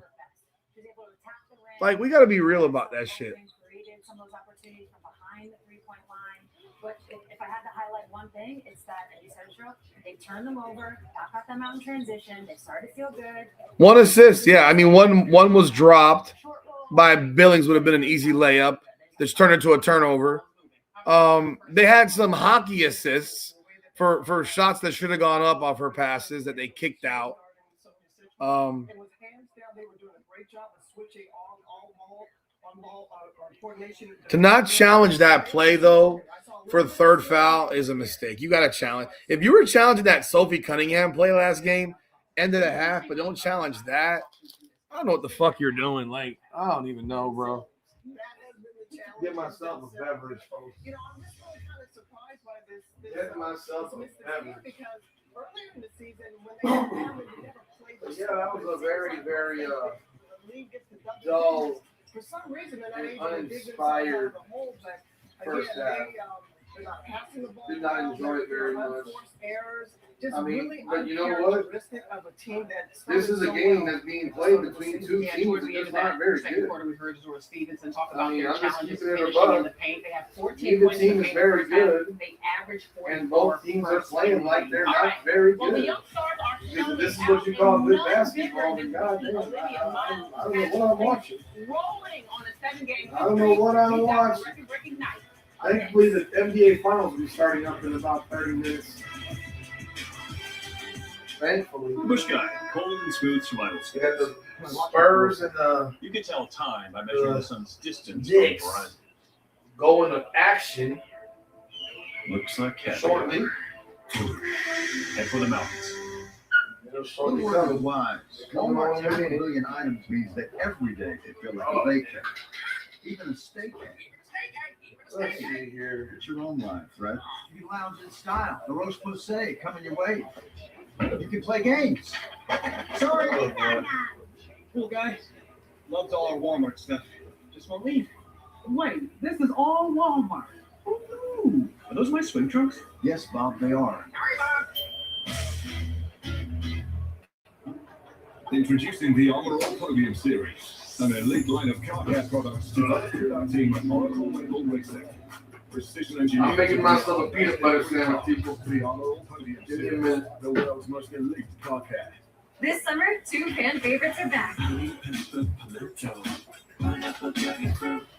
They're back, they're so back, and they're bringing that flavor back. Get the momentum, get the momentum. Bringing that pineapple back. They're so back, and they're bringing that flavor back. They're so back.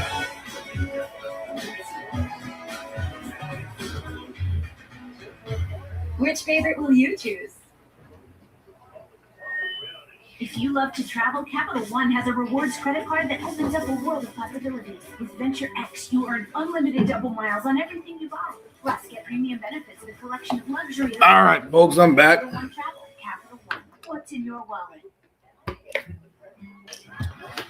I'll tell you what. Hey, what's wrong with you? What do you think? I'll tell you what. See this comment here about Lauren Betts. Mental health. That's real. She has mental health issues. So that's a real comment. You fucking with her mind, bro. You absolutely fucking with her mind. Brought to you by the powerful backing of American Express. I think if they called it on Caitlyn, it was on the body because she got near her. I don't think you call that shit. That was bullshit. I don't think you call that. She needed to just completely back off of her, in my opinion. But they called it because she missed. I think they called it because she missed. They were so shocked she missed that easy layup, and like it had to be a foul. And then you don't challenge it. You gotta challenge that, even if you're wrong. Even if they uphold it, you have to challenge that.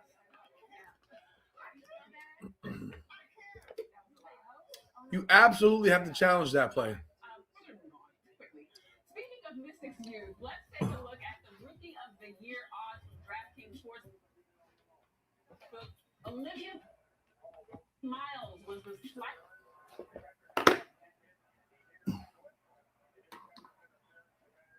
preseason favorite, but she is running away with it a month in. You gotta challenge that play. You can't not challenge that play. She is way above the field right now, and I come to my experts here, Sue.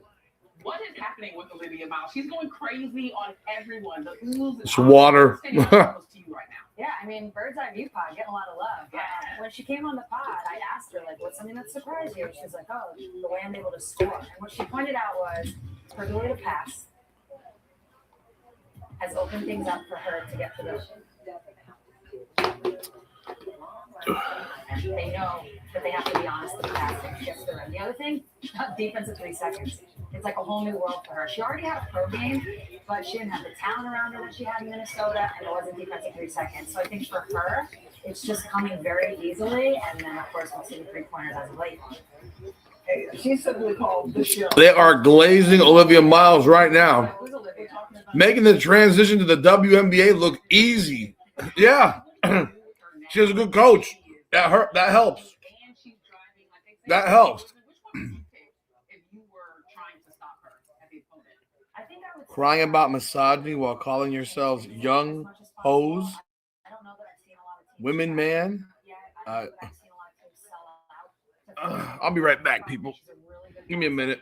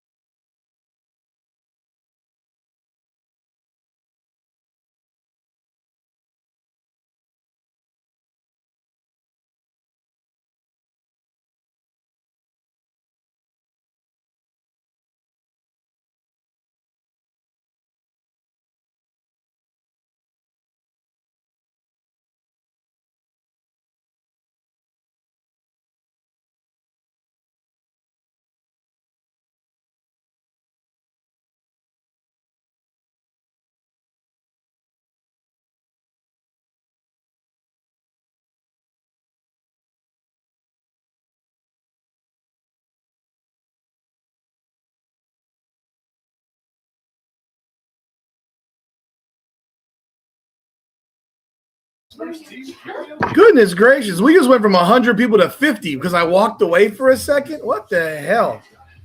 Good Lord, people. You're not going to lead so fast. What do you think of Miles? Miles is a great player. You can get clearer skin and reduce itching and flaking. Doctors have been prescribing Otezla for over 10 years. Don't use it. Yeah, this is a large peanut butter sandwich.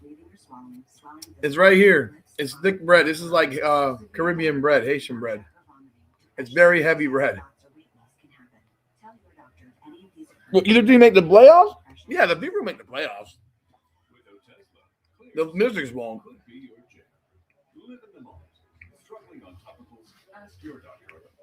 I find it shocking that no one talks about Lauren Best not playing.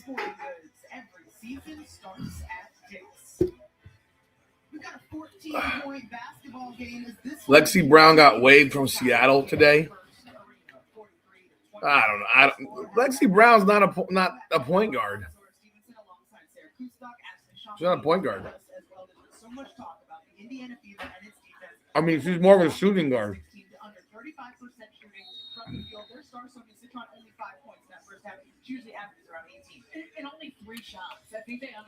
Well, who is saying she's overrated, Brett? Not me. I've not heard a commentator say that. That's only idiots in the freaking peanut gallery that say stupid shit like that. Who didn't watch her play one time at UCLA? Don't even understand her game. She's an actual real post player. When you're a real post player, you got to have people that can enter the ball to you. This is a reality.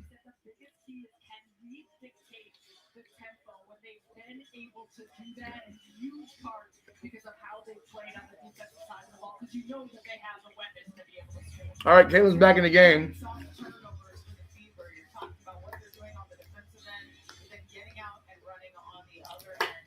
Caitlin playing point guard this first possession. Guarded by Onion Warigan, but already dumped it off to freaking Aaliyah Boston. Now she's playing off the ball. Back to Caitlin. Around a screen. Screen roll. 3-point shot by Caitlin's up and no good. The rebound, Austin.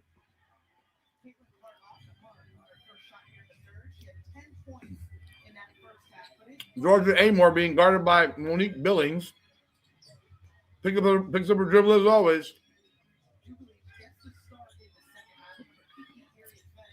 Georgia Amore is so slow, she can't get around Monique Billings. 3 from Onion Wary's no good. Rebound, Lexi Hull. By the way, Duga Leach started the second half in place of Kiki Iriafin, and Lauren Betts is still not playing. What play? They didn't run that play for Caitlin Clark. That was a screen roll for fucking Aaliyah Boston.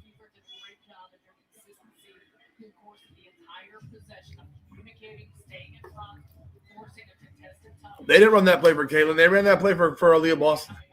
Caitlin, around the screen, left. Kick it out in the corner. Back to the non-shooter. Over to Caitlin. Dribble left. Guarded by Duga Leach. Fouled by Duga Leach.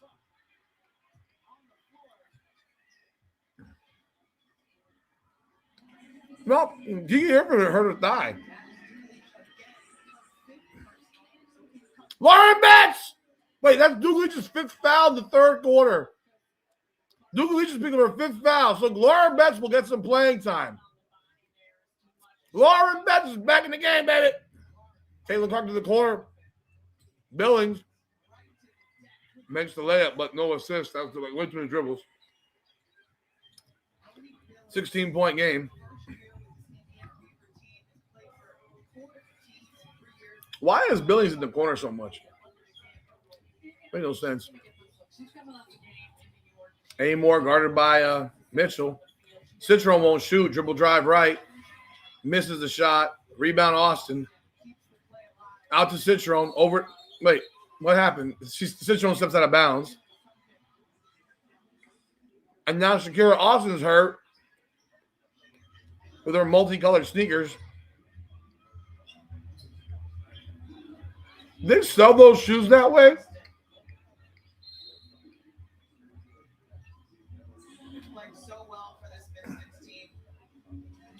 Yeah, Yeah, I don't understand why Billings is standing in the corner. The girl can't shoot. Okay, tell me what the towels are doing. Austin's laying on the ground. She's in pain right here. I don't want to say this, but this could be the greatest thing ever for Lauren Betts. No offense. This could be the greatest thing for Lauren Betts. I'm not sure this is right for your niece's party. She's turning 5. Well, she was hurt, and Lauren Betts was still sitting on the bench the entire second quarter, so I don't think that mattered. What day would work for you? Just not today. Alexa, you're good. Find your sanctuary in the Volvo XC90. Engineered for complete luxury. Clean lines and iconic Scandinavian design. Will Wow. inspire smooth, uninterrupted journeys. The world I can't answer the question as to why certain coaches don't do their jobs well. choreographed for comfort. That great price. You probably don't get a ton of safety features. I think there's not any change in likelihood of Betts playing with Eriafin injured. If Austin got hurt, that'd be different. Because they can't run Betts and Austin out there at the same time because Austin can't shoot. Austin's a space eater. Lauren Betts got to play in the paint. And with Austin's inability to make jump shots, she's always doing the same dribble, drive, spin back move. And Lauren Betts would be in the way. So you can't play them together. It doesn't sit well with us. Your hard-earned A 45-29 game. collecting more dust. 8:23 to go in the third. Vanguard Cash Plus to offer up to 8 times more interest.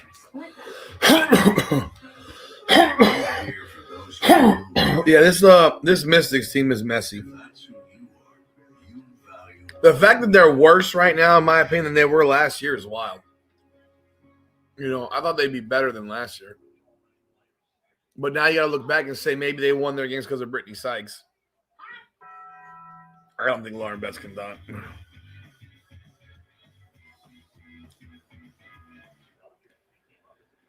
My son's basketball season ends at the end of the month. Here, Austin clearly in pain after that last fall, but walked off by herself. What is she crying about? Here's another look at what happened. She banged her knee on the ground. She came down on her knee. What are you crying for, dude? The ball out Maybe you should wear knee pads. on her own. This comes as the Mystics are down a big Maybe you should wear knee pads. Yeah, my son's basketball season ends the end of the month. They have a tournament in South Carolina, and then they're done for the rest of the summer. Unless some other team calls them to come play for them. Moving screen on Lexi Hall. Yeah, unless they have a team that wants to come to play for them for like a tournament, he'll be done for the summer. Just work at home. Amore guarded by Lexi Hall. Doesn't even take the screen from Lauren Betts. Betts gets Kelsey Mitchell fouls Sonia Citrone. meantime, the Fever just continue to smother some of these shots. Only taking 3 shots this evening. See, my biggest problem, guys, is I don't have the ability to do small talk about movies and shit. I'm watching the game, so I talk about the game. Corner 3 from Prosper, no good. Rebound Betts. Kicks out to Amore for 3. And she makes the shot. Wow. Lauren Betts with the rebound and the assist. Imagine that. Caitlin Clark with the ball. Dribble left. Beats Onyenwere. Step back 20-footer. Short. Rebound Betts. I don't like that shot. Amore with the ball. She dumps it into Onyenwere, who loses it. Back out to Amore. They got Caitlin Clark still guarding Onyenwere in the post. It's fucking stupid. Amore dumps over to Prosper from 14. Damn near airballed it. Jesus Christ. Aaliyah Boston with the rebound over to Caitlin. They're not pushing the tempo. Pull up 3 for Caitlin. She hits it! 4-point play coming. 4-point play, baby.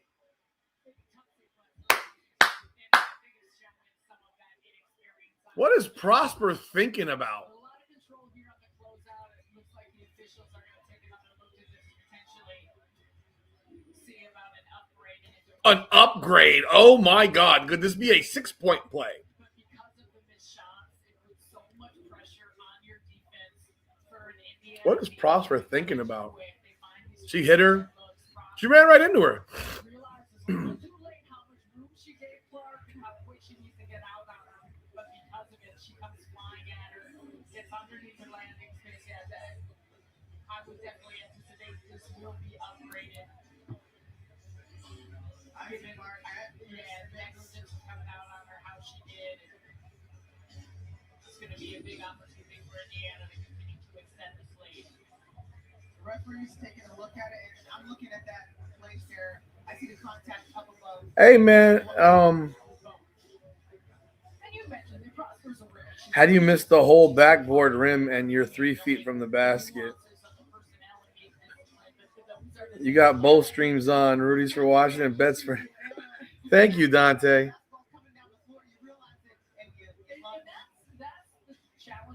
This doesn't take this long to review. Oh my God.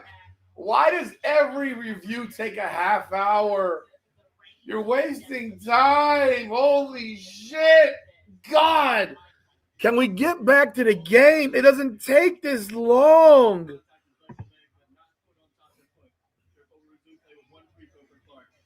Oh, standard foul. She landed on her foot, not under her foot. So if you land on the foot, it's okay. If you go under the foot, it's bad. I mean, whatever. I hate that rule anyhow. Whatever. I hate that rule anyhow. Oh, man.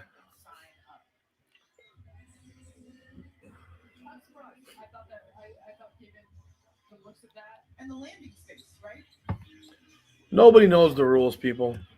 None of us know the rules.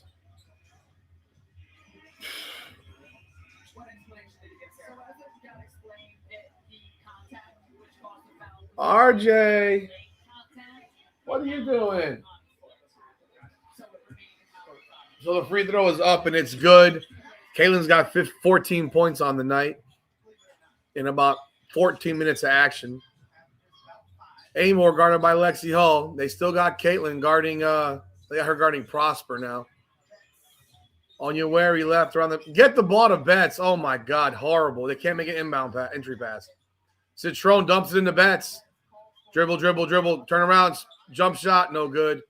Rebound Prosper. Caitlin's holding her arm. Because the course of that defensive possession was actually very solid for the season.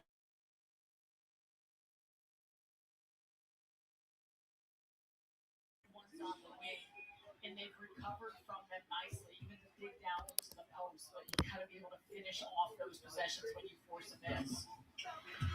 Free throw is up and no good. Or good, I don't even know. Both teams. Yeah, and it all adds up, and that's probably why no good. We got Maisha Hines-Allen in the game for Aaliyah Boston. No, for Monique Billings. Second free throw is no good. Rebound back to Prosper. I'm sorry. Oh, over to who the hell is that? To Onyenwere. Amor guarded by Kelsey Mitchell. Over to Citrone. Oh no, back to Amor. Over to Citrone. Over to Amor. 3-point shot by Amor is good. Oh my God, she's on fire. She put that one in Caitlin Clark's grill. 49-35. Grab a damn rebound. Caitlin Clark's being fouled off the rip by Onyenwere. Over to Aaliyah Boston, who's the hub. Dribble drive, Cunningham. Right-handed layup over Amor. Easy bucket. Easy bucket. 16-point game. Betts dribble on. Hines-Allen goes up. You're doing too much. Turnaround jump shot's good by Lauren Betts. You're doing too much there. Just go straight up. 51-37. Caitlin with the ball around the screen. Attacks Lauren Betts. Oh, they call the foul on Aaliyah Boston on the screen. And Aaliyah Boston is doing, oh my God! Spin my fingers! Spin her fingers! Spin her fingers! Spin her fingers! What is this? You bought this yesterday. I know. You buying this terrible shit. Huh?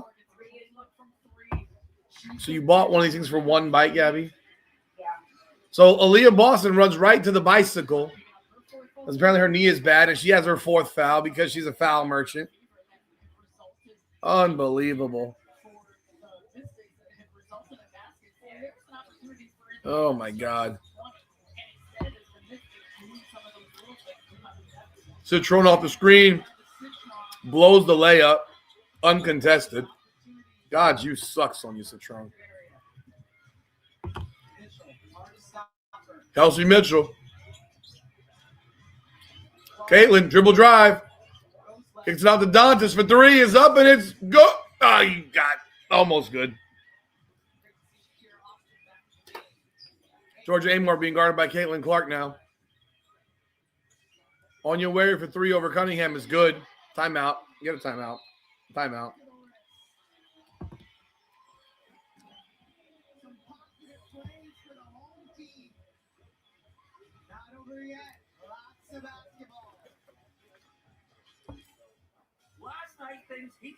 Ugh. They have a timeout on the floor. I'd love to see your 6-pack. But today's forecast is looking a lot more sunny. All for me. You both check all my boxes. 1 heart, 2 bookshelves, couple up responsibly. If you love to travel, Capital One has a rewards credit card. Oh, you knew this game wasn't going to end the easy way. You earn Come on now. miles on everything you buy. Plus, premium benefits. They're gonna shut it up a little bit. On Capital One Travel. Capital One. What's in your wallet? All right, we got the real game on TV right now. We got it coming on. The Knicks and the Spurs. Who is this guy singing? Did you see the price of the Knicks tickets for this damn finals game? They're starting like at $8,000.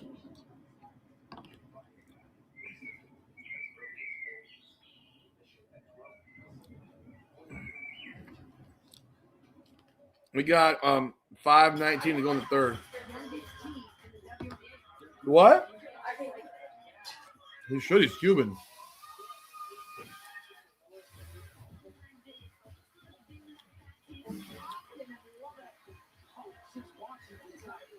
Wait. Lauren Betts is +1. Are you serious? Is she really? That's funny. That's really funny.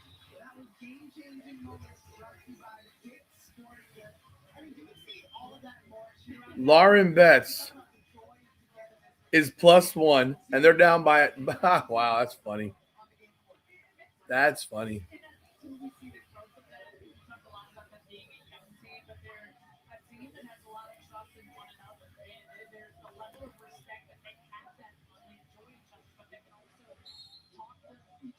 Shakira Austin's back in the game, so I guess Lauren Betts must be sitting now.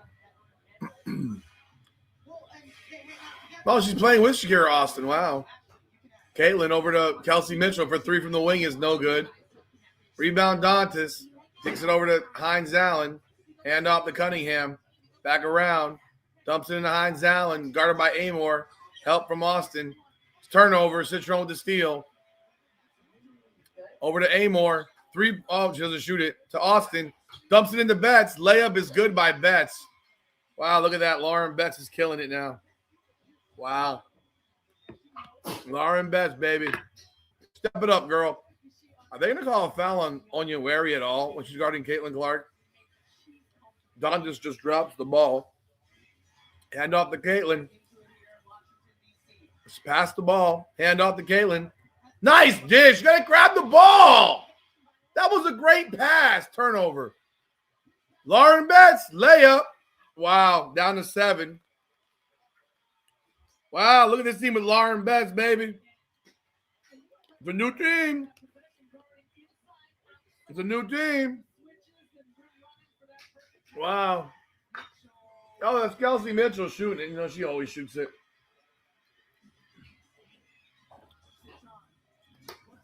Citron on Cunningham. Bucket. Back to 7. We got some action. We're getting some action. Okay.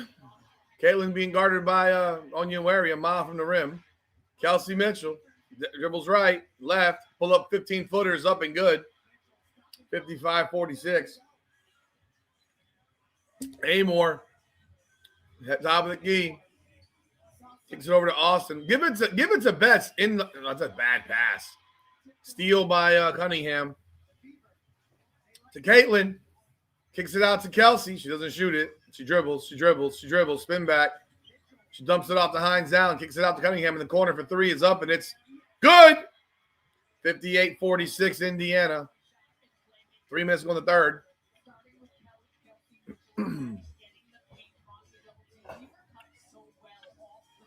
All right, Amor being guarded by Clark. Screen Betts. Amor around to the rim. Kicks it over to Austin for the layup. Is good. Horrible help defense. Jesus Christ. 10-point game. Caitlin being guarded by Onyenwere. Dribbles around her. Fouled the fuck out of her again, man. Jeez Louise. And you know what? Caitlin ain't complaining today, bro. There's no whining. There's no complaining. There's no histrionics. And, I mean, this is a good pass. Dantas has got to catch that pass. Dantas, you've got to catch that pass. That's a good pass. What the hell happened in the Yankees game? We just blew the lead? Fuck. Oh, my goodness. 2:31 to go in the third. Caitlin inbound the ball. Back in the game is Aaliyah Boston for Dantas. They're running 4 guards in Aaliyah Boston. I don't like – they just took Lauren Betts out. Kelsey Mitchell kicks out to Lexi Hall. Dribble left, hand off to Kelsey Mitchell. She knows she's going to shoot that ball. Dribble right, doesn't look at Caitlin. Step back three is up, and it's no good. Rebound to Cody McMahon. Wow. McMahon guarded by Hull. Attack right. Double Euro layup. 58-50. They really pulled out Lauren Betts after she scored 6 points in about 4 minutes. I mean, my God, they really are crazy. Caitlin Clark's being guarded by Onyenwere again. Oh, she got by her. Right-handed shot is not even close. Rebound, McMahon. She was too hard with that one. McMahon is just a bulldog, bro. Austin over to Amor. 3-pointers up, and it's good. Oh, my God. Amor's got 3 threes in this quarter. Wow. This is the biggest quarter of Amor's career. 7-0 run by the Mystics. It's a 5-point game. Caitlin being guarded by Onyenwere. Aaliyah Boston's got a one-on-one. What are you doing, Aaliyah Boston? Just throws the ball out of bounds.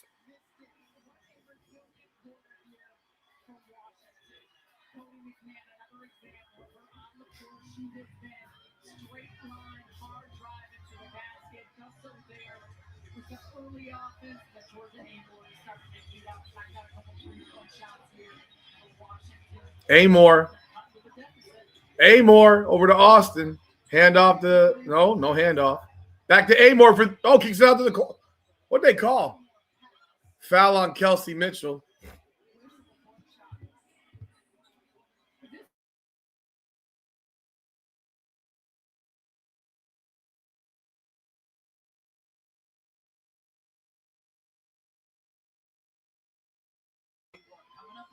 Folks, wasn't this a 17-point game in this quarter?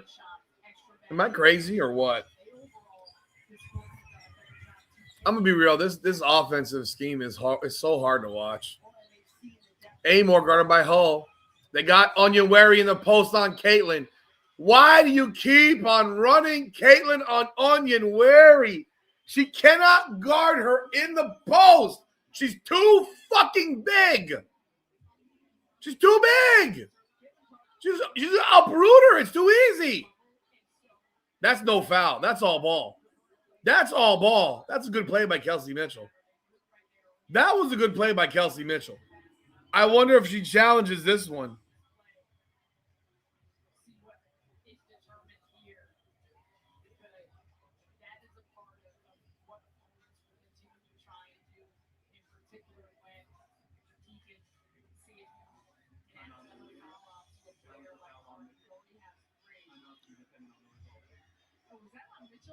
That was not a foul.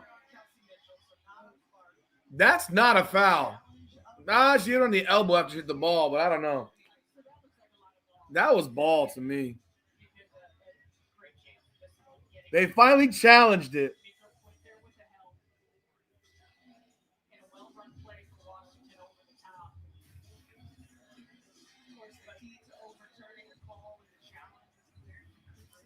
It is 58-53. The 54 seconds to go in the first half.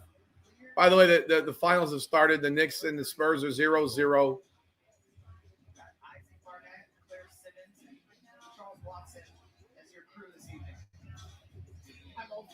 Wow, Jazz Chisholm, good defense, you bum.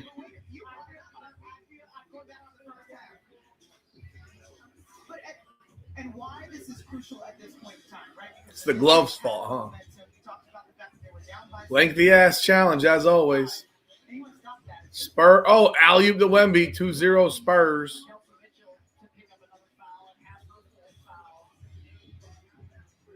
But overall, you got less than a minute left here in the first quarter.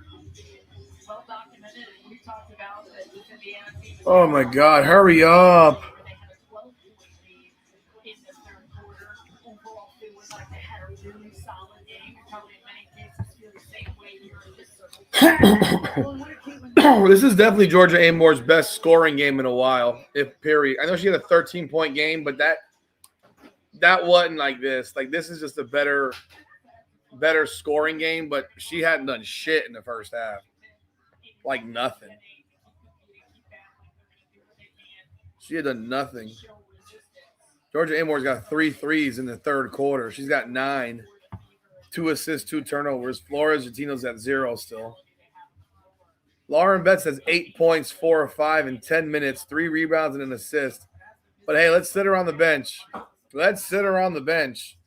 Even though Dugalich got 5 fouls. Let's go do that. McMahon's got 14 minutes, 5 points. Amore's got 9. Citron's got 7 points in 27 minutes. Austin 6. Onyewari's 10. I'm going to tell you right now, if the Fever lose this game, it'll be humiliating. Humiliating. And I don't even know if it's a good win by the Mystics if they win. I don't even know. After review, the call on the floor is overturned to a no call. Wow. The ball is successfully deflected. The immediate aftermath of the play, the ball is deflected off of Onyewari.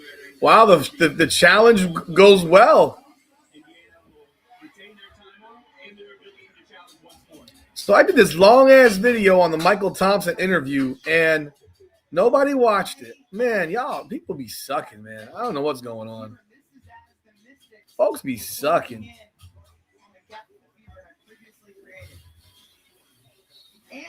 All right, Caitlin with the ball. She's played point guard most of this quarter, but it's walking the ball up the floor. Wow, let's run a screen. Caitlin just burnt the screen. That's a foul. That's a foul. They didn't call a foul? They didn't call a foul? Austin ran her the fuck over. Oh, my God. She just blew right by her. That's a foul. Wow. Caitlin's the inbound player. Aaliyah Boston gets fouled by Onyewari. That's her 5th. That's Onyewari's 5th.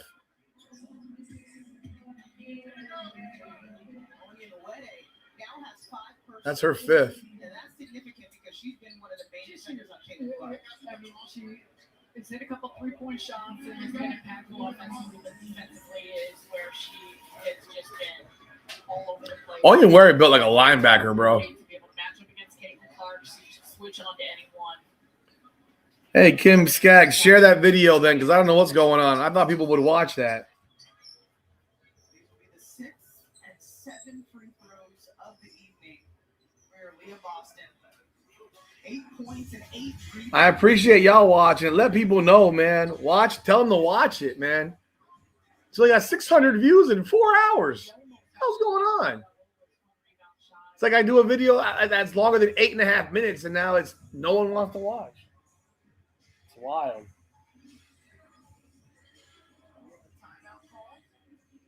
What is the problem now? Oh, Signal for a challenge. Sydney Johnson's challenging the 5th foul on Onyewari. Oh, my God. They were wiping the floor to decide. What is he doing? It was a clear foul. It was a clear foul. So we have now spent 20 minutes on challenges in the last 5. You gotta love it. Why did my game up top go away? I didn't touch any remote. That's a foul. That's a foul. Doesn't appear to be shit. That's a foul.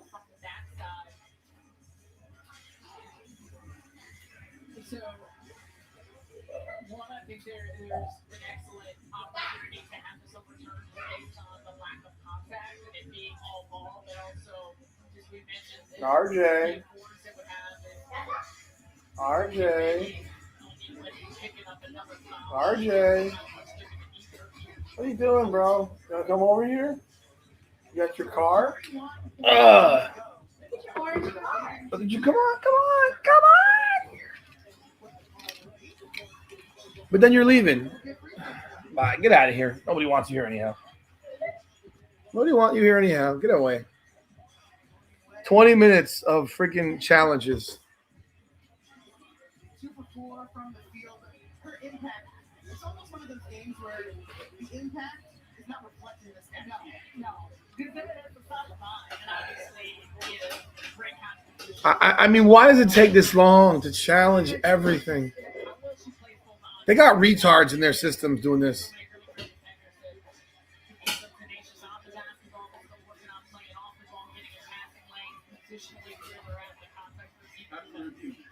The deflection to the ball, there's no legal contact on the play. Therefore, 12-4 will be overturned. Oh, they overturned that one too.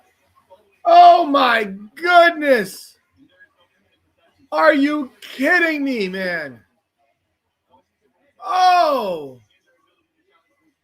You're kidding, bro. That's ridiculous. Oh my God. That's terrible. So now she's at 4 fouls still. Wow. So jump ball to Leah Boston and Shakira Austin. Austin and Boston. The Fever win the jump. Caitlin Clark with the ball. Pass over to Leah Boston, who's just dribbling the fucking air out the ball. That's a charge. You're a fucking moron, dude. Like, I mean, get the fuck out of here. Oh my gosh, she's so bad. She has no offensive skills. I keep on telling you. She literally just ran right through her. What did you think was going to get called, moron? You have no right-hand hook shot. You have no up and under. You just dribble like 8 times. Do you not know how to do an up and under? Like, that's such an obvious call. Fucking Tardo, bro. Alicia Flores guarded by Caitlin Clark. 18 on in the quarter. Oh boy, they jumped it. Corner 3 by McMahon is up and it's no good. Rebound Cunningham. Cunningham, all the way to the rim. Out of bounds. They don't call a foul. She screams at the referee. Everybody screams at the referees.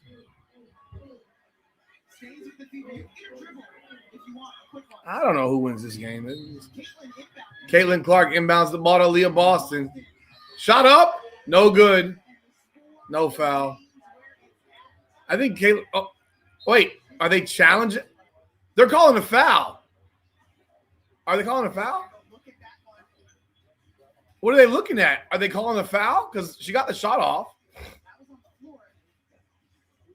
That's a foul, bro. That is a foul. That's a foul.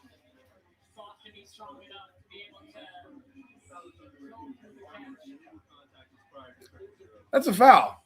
That's a foul.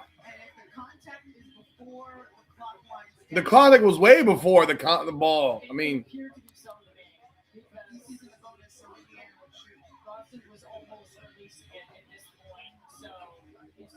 this is the 3rd review we've had now in the last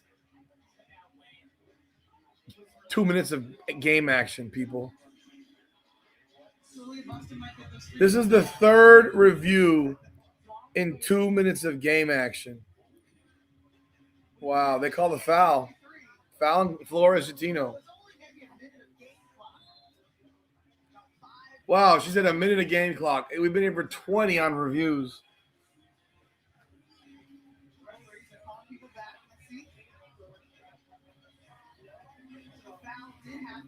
Wow, they got a foul call. Free throws for Aaliyah Boston. She makes both free throws. We are at the end of the third. It is 60-53, Indiana.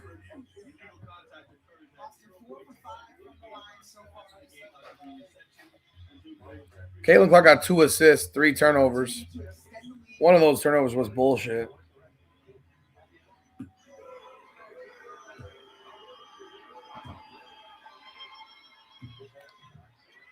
Oh my God.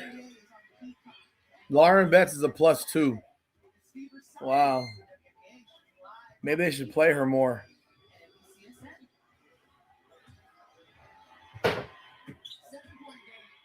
All right, folks, I'll be right back.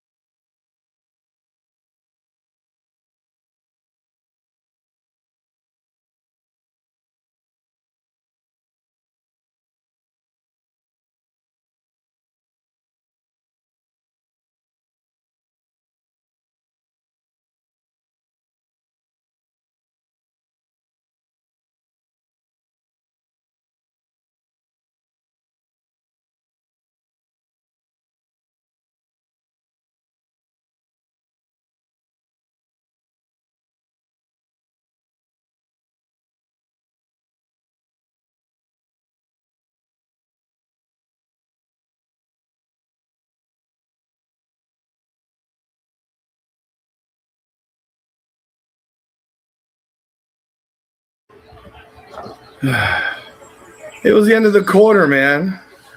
I had to walk away from this train wreck, people.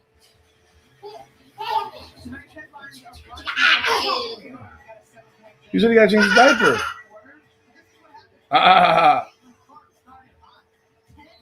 He's running.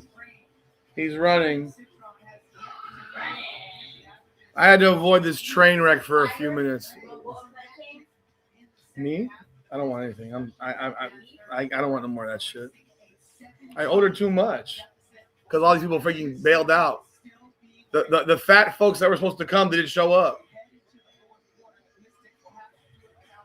We had a birthday party on Sunday. I ordered a certain amount of food. We had some fat people that didn't come that I expected to eat a lot of my food, and they didn't come. So now I got all this leftovers that I don't want to eat. All right, Austin in the post with Billings. Up over Billings. Foul. Free throws.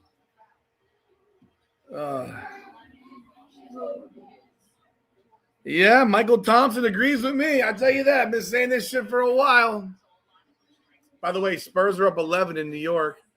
Looks like the Knicks want to choke their asses off at home. Dribble drive, layup no good. Rebound, kick out. Vassell over to De'Aaron Fox. Dribble drive left, pull up 18-footers, no good. Rebound, Hart. Austin's free throws are both, one is good, the second one's no good. Rebound, Kelsey Mitchell. Caitlin Clark's on the bench to start the quarter. Carlton down to the bucket. Kelsey Mitchell way outside. No screen. Doesn't even use the screen. Kicks out to Hull. Back to Mitchell. Guarded by Citron. Over to Ty Harris. Dribble left with Georgia Amore. Kicks out to Billings for three from the corner. No good. Off Lauren Betts' foot. Lauren Betts was more worried about boxing out Dantas than she was. Oh, there's a fight. A fight. A fight in the Knicks Spurs game. They pushed. Inbound by Harris over to Kelsey Mitchell right. Dribble right. Attack the rim. Right-hand layup is up and no good. Rebound Austin out to Citron. Citron picked up by Lexi Hull. Out to Onyenwere. Dribble left. Attacks the rim. Left-handed layup is up and good. 60-56. We got a ball game. Lexi Hull for three. It's good.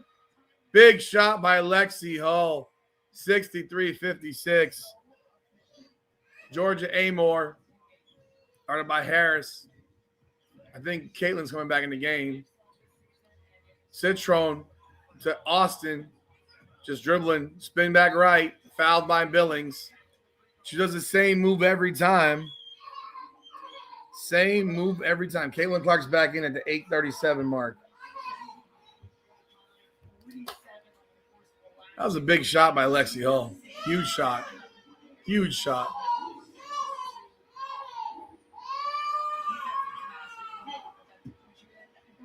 Shakira. Free throw is up, and it's no good. Caitlin's in the game for Kelsey Mitchell. The Fever hit 9 threes out of 26 attempts. Washington hit 6 of 9. Free throw is good by Shakira, 63-57. So we got Caitlin in the game, but Ty Harris running point guard. Gotta love it. Gotta love it. Wow. Screen. I mean, what is this shit? Hand off to Clark.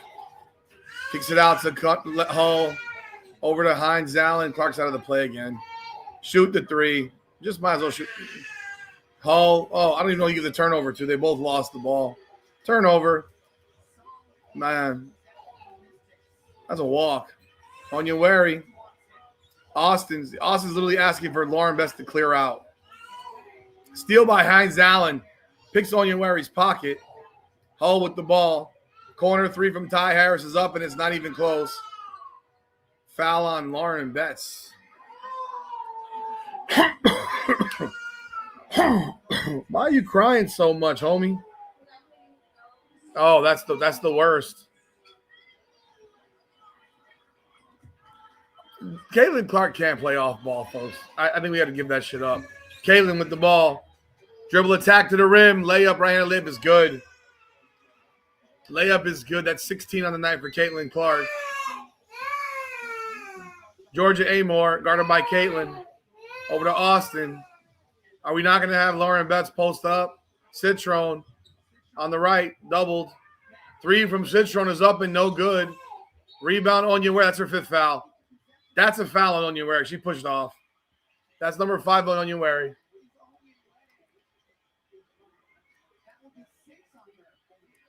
Six. They had a reversal, I thought. She didn't foul out. Wow, they're pulling out Lauren Betts. That's an easy call. 65-57, Indiana. Screen right. Offensive foul on Dantas. Oh, so that was number 6 on Onyenwere. I thought that was number 5. I thought they reversed it.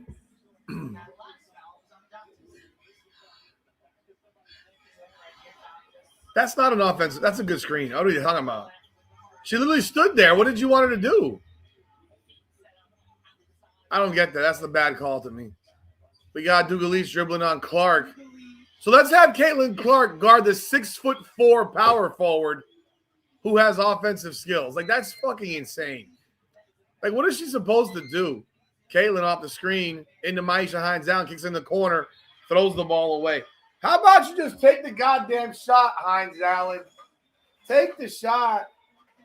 Holy shit. Georgia Amore. Georgia Amore guarded by Harris. Now we got McMahon guarded by Caitlin Clark. She misses the layup. Oh, my God. Where was the foul? Are you kidding? Who is this foul on?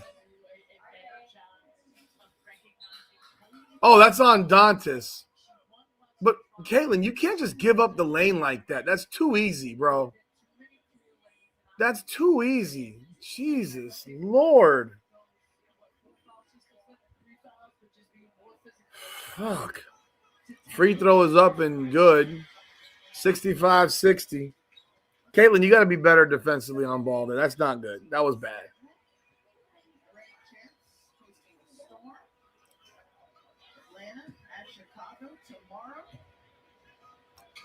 Second free throw is good. It's a 65-61 game. We have a 4-point game with 6:47 to go. Caitlin with the ball. Guarded by Citrone. Screened by Dantas. No screen. 3 from Caitlin is up, and it's not even close. Short rim. Rebound, Austin. Oh, Bill McMahon kicks it out to Austin, way outside. Caitlin's guarding Amore. Sonia Citrone's being posting up Harris. She misses the easy bunny. Rebound by Caitlin. Out to Lexi on the right. She dribble, hesitates, kicks it. Oh, what a shot by Lexi. Oh, holy shit. She hesitated. Boom, boom, boom, boom. And right in Austin's face. 67-61. Oh. Dugalich guarded by Hines Allen. Hand off to Amore. Amore with the 3.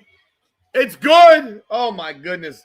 4 threes by Georgia Amore on the screen around Caitlin Clark. Hines Allen's running the point guard position now. Harris. What in the – oh, that shot went in. Nice shot. Off the bank from 15 on the wing. Amore dribbling to the rim. Kicks it out to the corner. Three-pointer by Citrone is up and good. Jesus Christ. 69-67. 5:22 to go. The Mystics are trying to win this damn game.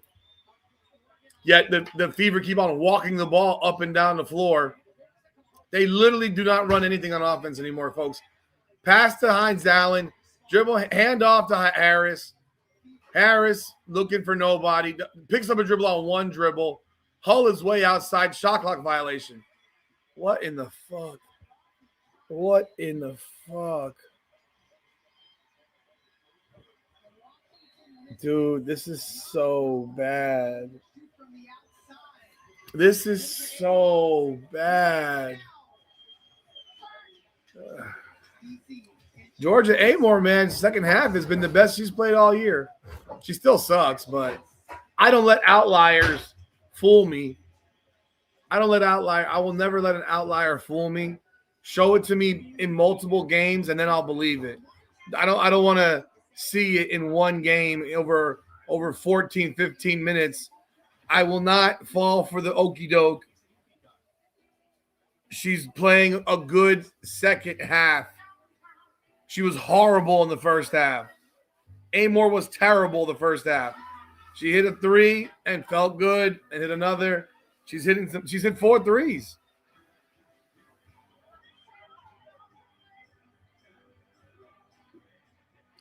Hey, if Amore needs to shout Rudy every time, I mean, hey. Slow down. What the hell? Walmart's $500 million items used every day as a bake kit. Is he falling on purpose now? Did you fall on purpose now? Are those my swim trunks? Oh my God. They are. Oh Lord. So he's watching it running around and trying to run. Coming to the stage this Friday, it's Ned's first team karaoke night. But he's wondering, What if my flaky red plaque psoriasis takes center stage? Next time, we have Ned.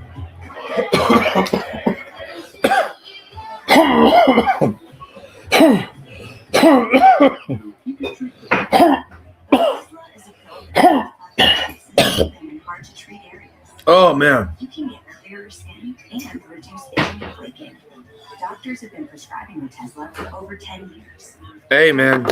I don't blame you for cheering for the Mystics. Right away if you have trouble breathing or swallowing of the face, I don't blame you at all. throat, or arms. Severe diarrhea. Aaliyah Boston is garbage. That's why she's not in. Tell your doctor any Aaliyah Boston has 5 fouls. That's why she's not in. Aaliyah Boston has 5 fouls. Monique Billings has 5 fouls. Yeah, that's why. And by the way, Onion Wary did not foul out. She has 5 fouls too. They were wrong. I thought so. Yeah, that's why Aaliyah Boston, because Aaliyah Boston's a foul merchant. She's a foul merchant.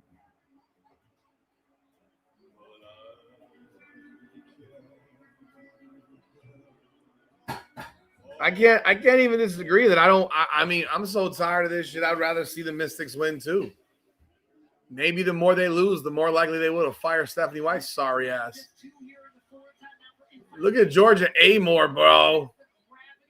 Look at Georgia Amore. She's looking like a star in the second half. She literally fumbled the ball away and got herself an assist. But now they're sitting her with 5:01 to go. Are they really sitting her? Oh, my God. They took her out. She's playing better than she's played all year. Flores being guarded by Clark. Aaliyah's back in the game with 5. Hull on McMahon. Screen left. Billings has 5, too. Oh, steal by Billings. Nice play. Oh, Caitlin gives the ball to Billings, who gives it to Aaliyah Boston because apparently Caitlin ain't a point guard in the final 5 minutes. Foul on Citron on Kelsey Mitchell. Tell me why in the world on a steal, Caitlin Clark has to give the ball to Billings, who then gives it to Aaliyah Boston. I mean, you can't make this up.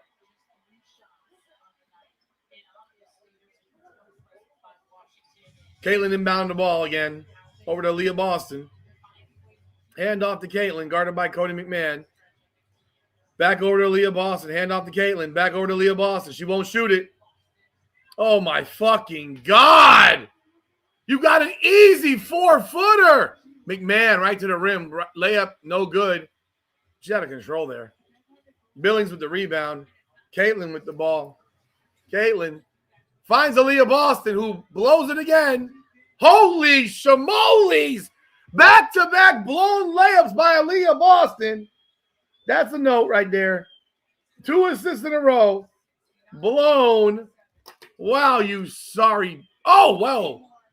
Amore being 3. Oh, no. Oh, no. She doesn't shoot it. Austin, dribble drive. Spin back right, as always. No bucket. Rebound Hull. She was looking for that foul. Kick up by Caitlin to Monique Billings, who blows the layup. Oh, my God. Gets her layup blocked by Sonia Citron. 3 straight assists blown by these scrub motherfucking bigs. Oh, my God. That's atrocious.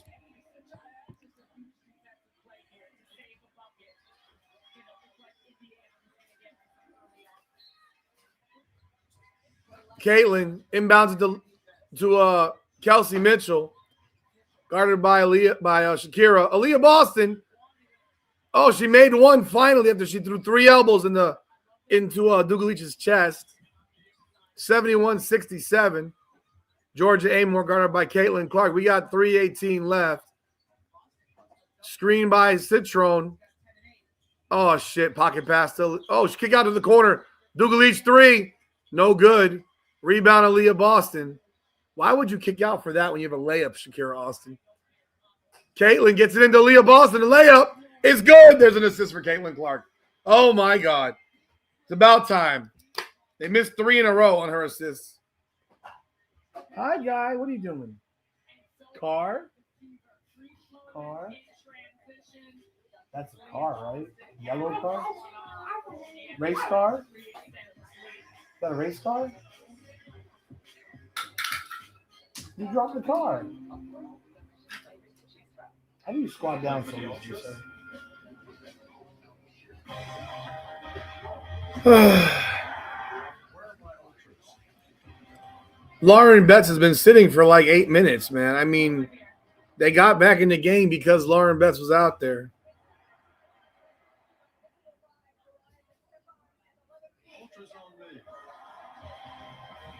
We got a 73-67 game with 2:58 left. Caitlin Clark has 16 points on 6 of 15 shooting, 3 of 9 from 3, 4 assists, 4 turnovers, 3 rebounds. A car. The car. Yeah, car. You need to wipe your nose, sir. Do we have a tissue? Get a tissue for mommy. He needs a tissue. Ooh, uh-oh. Car. Yeah, what you want to do? Oh, he hates that. Just wipe it and snot off your face.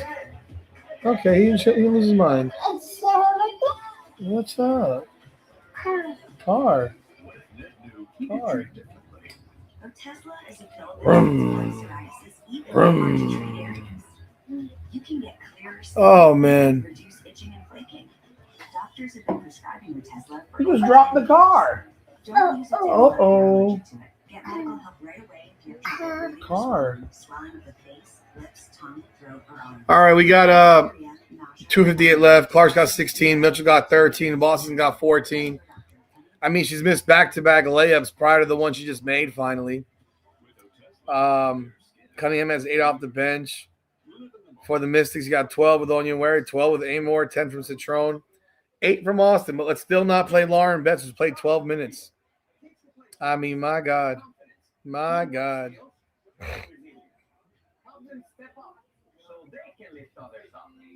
My God. Spurs are up 12 on the Knicks right now, 10-20 to go in the first half.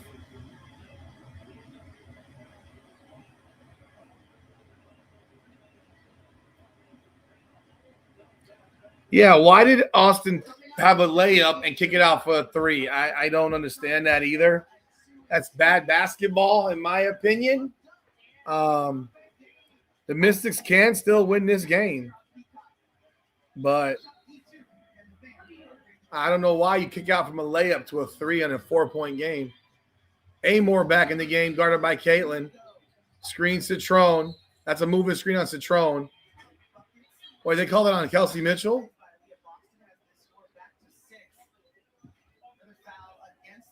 That was on Kelsey Mitchell. Wow. All right, out of bounds play. McMahon over to Citrone. Block shot by Aaliyah Boston. Out of bounds on Citrone. Nice play, Aaliyah Boston. Glad you didn't jump there. You had no need to. Possession, Indiana. Caitlin Clark with the ball. Let's walk the ball up the floor because we're not going to put tempo ever. McMahon guarding her around the screen. Caitlin. Moving screen by Aaliyah Boston. You just fouled out of the game. But they called that on Cody McMahon? They called that on Cody McMahon? They called that on Cody McMahon? Oh! Wow. Caitlin's inbound the ball. Over to Caitlin. Oh, boy. Oh, God. Out of bounds. Bad pass. Bad pass, Caitlin. You threw it to the baseline. Jesus Christ. Here we go. 73-67. Georgia Amor. Guarded by Caitlin. Screen from Citrone. Again, they're running the same shit every time. They're trapping it. Over to Austin. Austin way outside. Hands it off to Citrone. Citrone kicks it out to Onyenwere in the wing. Wide open 3 is good. 73-70. Caitlin's walking the ball up the floor again because that's their offense now. They just walk the ball up the floor. They don't put any pressure. They make it real boring. A lot of dribbling. Offensive foul on Kelsey Mitchell. Turnover. Jesus Christ. This is what you get with this fucking caca offense. This caca offense. In Spanish for shit. Caca offense. God almighty. My back is hurting from this. Lord have mercy. Georgia Amore. We got a 3-point game. Amore with the ball. Screen again. They run the same set every time. They've left their horn set. Clark is guarding Amore pretty well. That's great defense there. But the rebound by Austin. Oh, she misses the layup. Takes it right back from Aaliyah.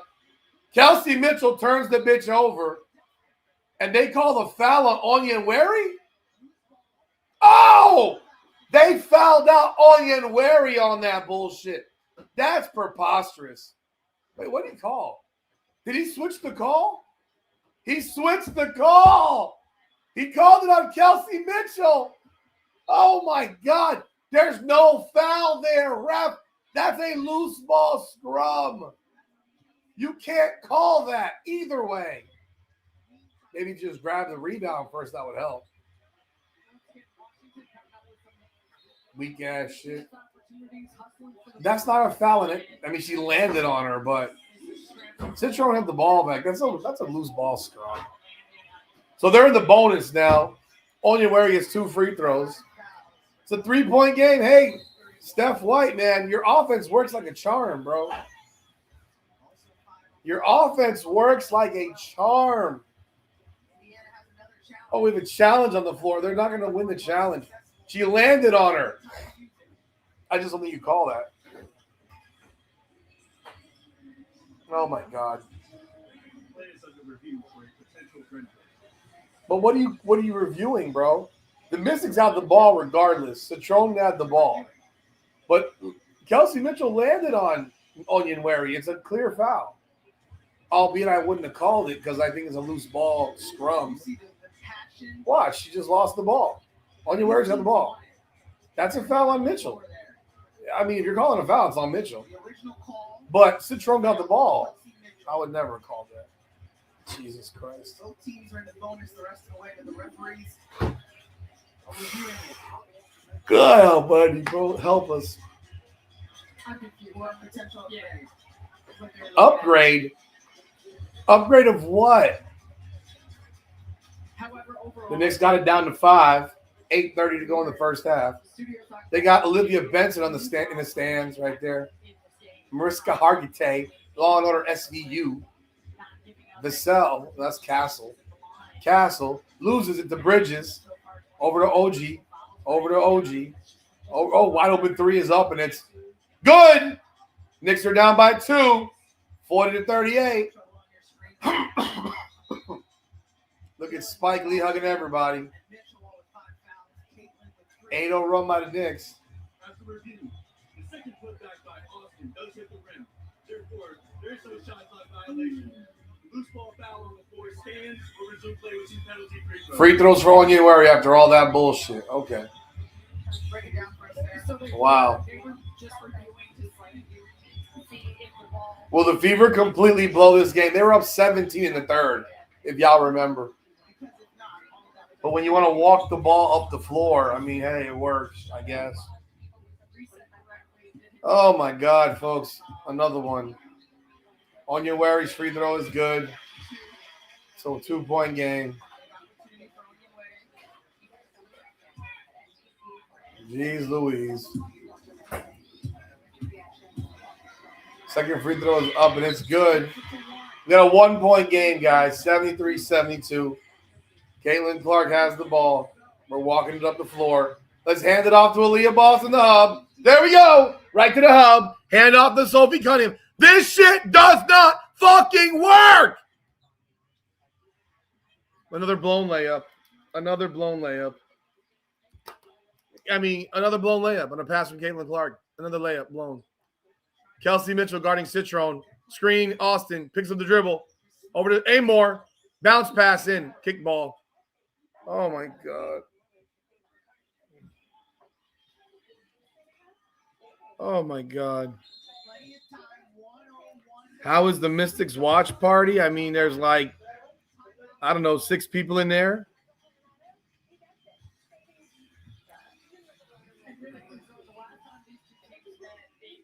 I mean, that's a layup, I guess. I'm having a great time here, David. I'm screaming my ass off, as always. I mean, she's giving people layups in this quarter, and they're missing them. They missed at least 4. They missed 4 layups in the fourth quarter alone on passes. I mean, it's nuts.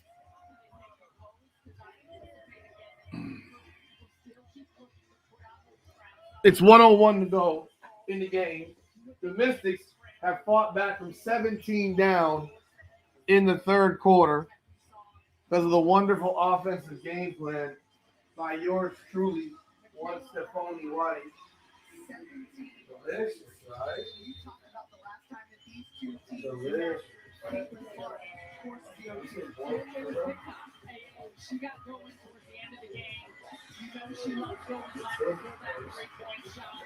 Only potatoes that are good are French fries, okay? Potato chips. Uh-oh, you dropped the potato. Washington that ultimately came away with the Yummy. win. Purple. I'm on the microphone. Want to see the crowd on our And the inconsistency was once again an opportunity to look.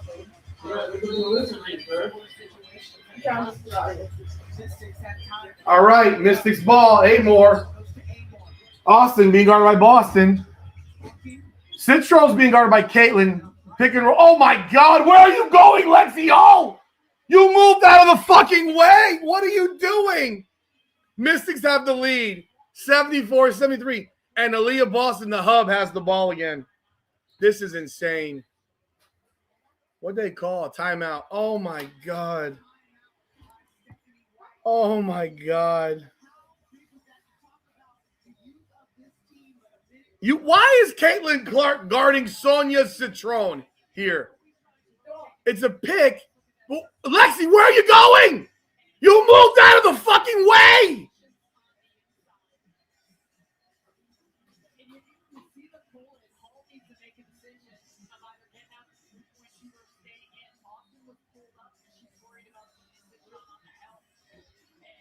This broad moved out of the way.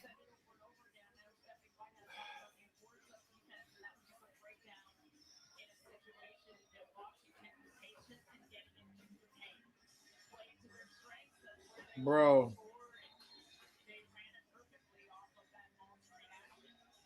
They literally, Lexi Hall was there. You have to force the kick out to the corner. Make Anya Nweri hit a shot. You don't move out of the way and give up a layup.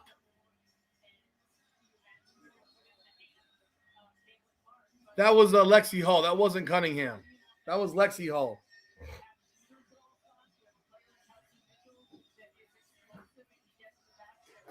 Yeah, they'll blame Caitlin Clark since she got beat on the pick and roll. But again, why is she even guarding Citrone right there? She should be guarding Amor. All right, Cunningham is inbound to basketball. Let's see where they go. Do they go to Aaliyah Boston, Kelsey Mitchell? They're running screens for Lexi Hall. Oh, we got the ball with Caitlin Clark. Let's see what happens. Oh, she's being guarded by Amor. Dribble drive. That's a foul. That's 2 free throws for Caitlin Clark. I don't know why they haven't attacked Amor all game. I mean, she's fouling it right there. Foul, foul, foul. She got 2 free throws here. That's an easy call. Free throws up and no good. Oh, my God. I can't believe it. Oh, my God. She misses them both. Oh, my Jesus. Oh, my Jesus. You got to be kidding. Oh my God. Like the guaranteed 97% free throw shooter. Oh, steal!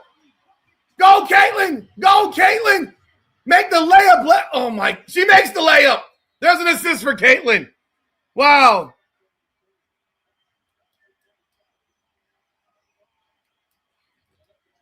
Wow. Hey, they get the steal from Lexi Hall, a tip out by Leah Boston there. Or was that Caitlin that made her lose the ball? No, that's a combination. Lexi, there you go. You're moving with pace. And Kelsey Mitchell, thank the Lord, makes the left-handed layup.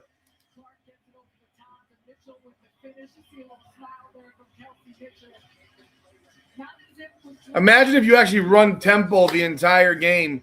What might actually happen?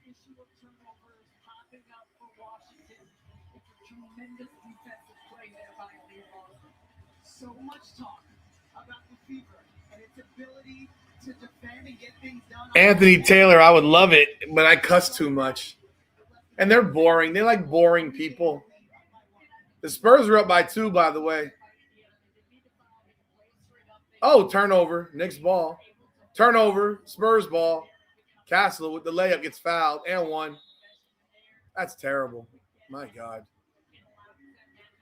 75-74. 11.3 left. Indiana's in another one of these low-scoring affairs because they're walking the ball up the floor the entire game. Who does this ball go to, folks?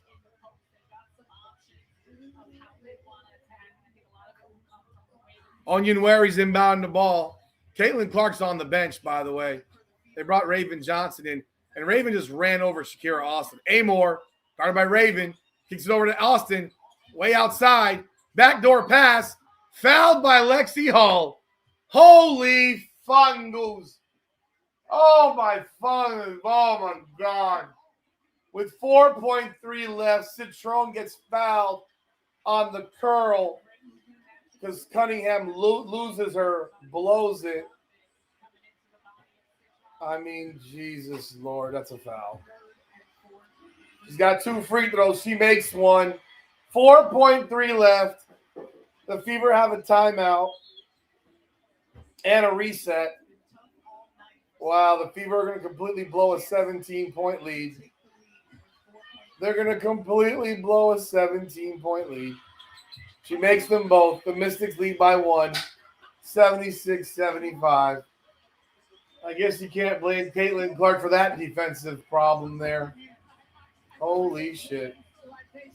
Bring in Maisha Hines-Allen so she can send somebody a screen. Or they're going to run the play for freaking Aaliyah Boston. Hey, Washington Mystics, bro. Salute. Salute, Washington Mystics. Y'all have fought your asses back into this game. You fought your asses back into a game that was lost. They were down 17 in the third. 17 points down in the third. I believe it was the third. They were getting their ass kicked. They were getting handed. I mean, they were getting whipped. This game was over. Irfin goes out with a thigh injury. They got foul issues. They can't make a shot. And then Georgia Amore catches a heater in the third with 3 threes in the third and hits a 4th in the 4th. Has 12 points in the second half. We got Caitlin back in the game, 4.3 left. Can the Mystics knock off the Fever again? I'm sorry, folks, but this is now 3 straight games where the Fever can't score points because they're playing this hub fuck shit offense. We got Caitlin on the short low block. This play's being run for Kelsey Mitchell. They're running this for Kelsey Mitchell. Oh, Caitlin for 3. Oh my God. She fucking hit it again. Oh my fucking God. Oh my God. She hit it again. Oh my God. The Indiana Fever. Caitlin Clark. Oh my God. LinkedIn can't stop what's growing in the office fridge. My eyes are watering. You know they were looking for They can make Kelsey you Mitchell, mad. right? Oh, God, that We was a can help centimeter you from grow being in your stolen. career. LinkedIn is the network. that Oh works for you. my God, Caitlin Clark. The Mystics had time. Wow. Inbound goes to Amore. Austin. Look. And that's the ball game. That's the ball game. Caitlin motherfucking Clark hits the 30-footer to win the game. Oh, Lord.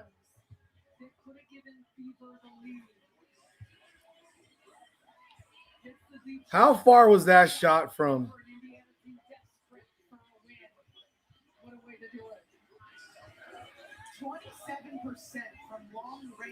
That was a 31-footer. Why'd they call it a Kelsey Mitchell assist? The pass was made by Cunningham. They literally gave the assist to Kelsey Mitchell. Look at this. You see this? The inbound pass was by Sophie Cunningham directly to Caitlin Clark, and they gave the assist to Kelsey Mitchell? I'm confused. That was a terrible defensive decision by Cody McMahon. You got to stay on her. You cannot go for that steal. But that was not an assist by Kelsey Mitchell.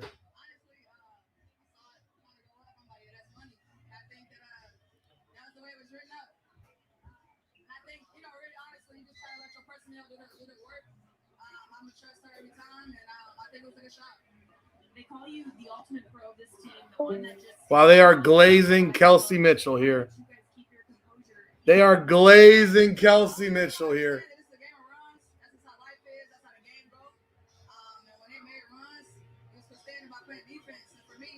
So Caitlin Clark has now hit 2 monster threes for Mystics. Folks.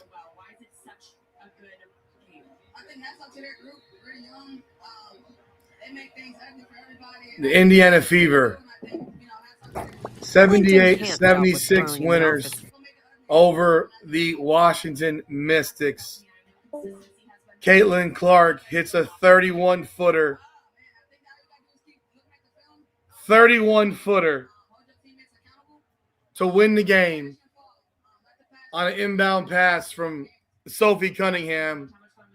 A play that was clearly designed for Kelsey Mitchell off the curl, but she was covered. And Cody McMahon let Caitlin Clark be wide open and hit that bomb. Swish, bitch. Swish, bitch. Swish, bitch. Swish, bitch. What were you thinking, Cody McMahon? Because she was the second option on that play, maybe the third. And she drains that bad boy. I mean, I am very conflicted about this game. I'm very conflicted about this game. Kind of was hoping that the Mystics would win this game, but I damn sure didn't want Caitlin to miss that shot at the end. I didn't want her to miss that shot. I wanted her to make that shot. So I got to deal with it. She missed the 2 free throws a couple possessions earlier. She got the assist to Kelsey Mitchell that gave them the lead. Man.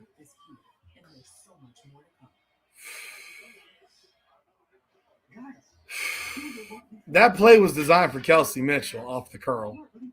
Because that's a hard pass to make, even for a guy.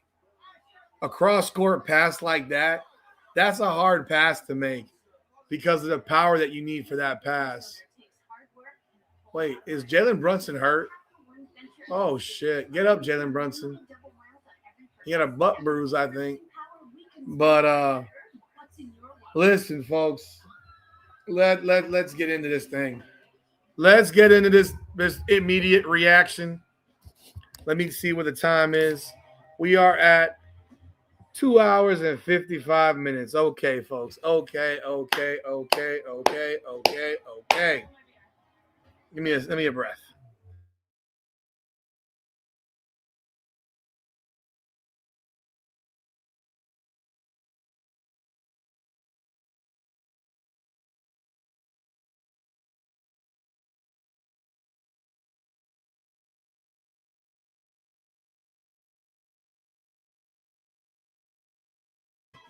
All righty, folks. Let's talk about it. Let's talk about it. Caitlin Clark, 31-footer.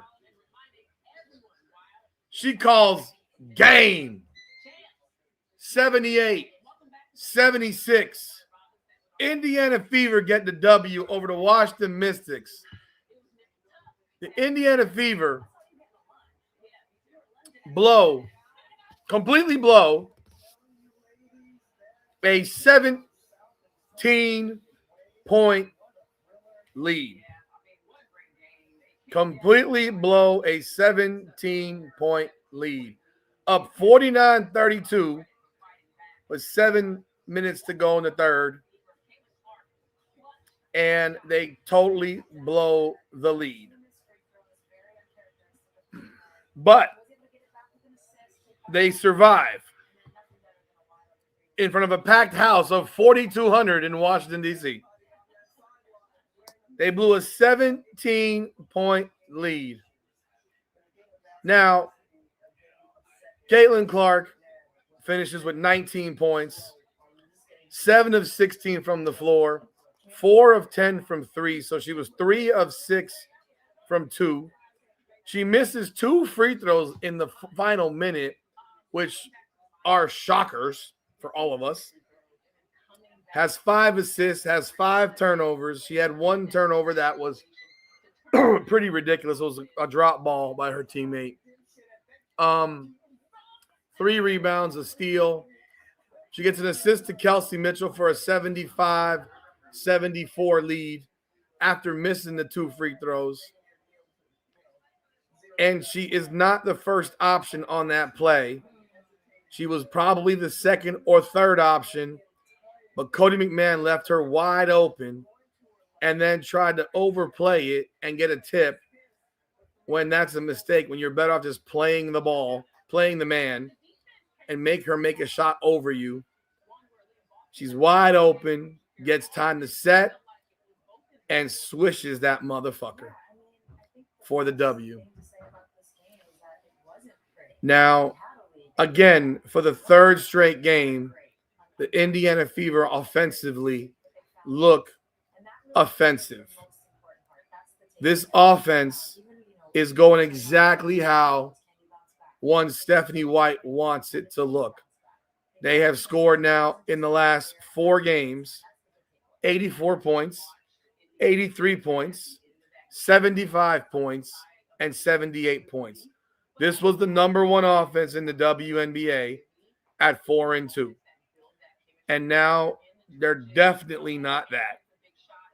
They look like a shell offensively in comparison to what they look like in those first 4 games. They are now 6th in scoring in the WNBA. 6th.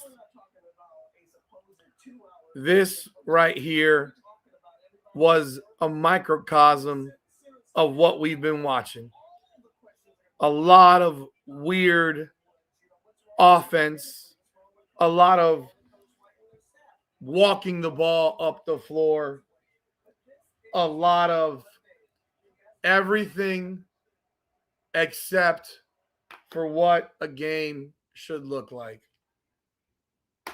The game should not look like this. This team is too goddamn talented to look like this. I'm sorry. Offensively, they are too talented to look like this. I'm serious as a heart attack.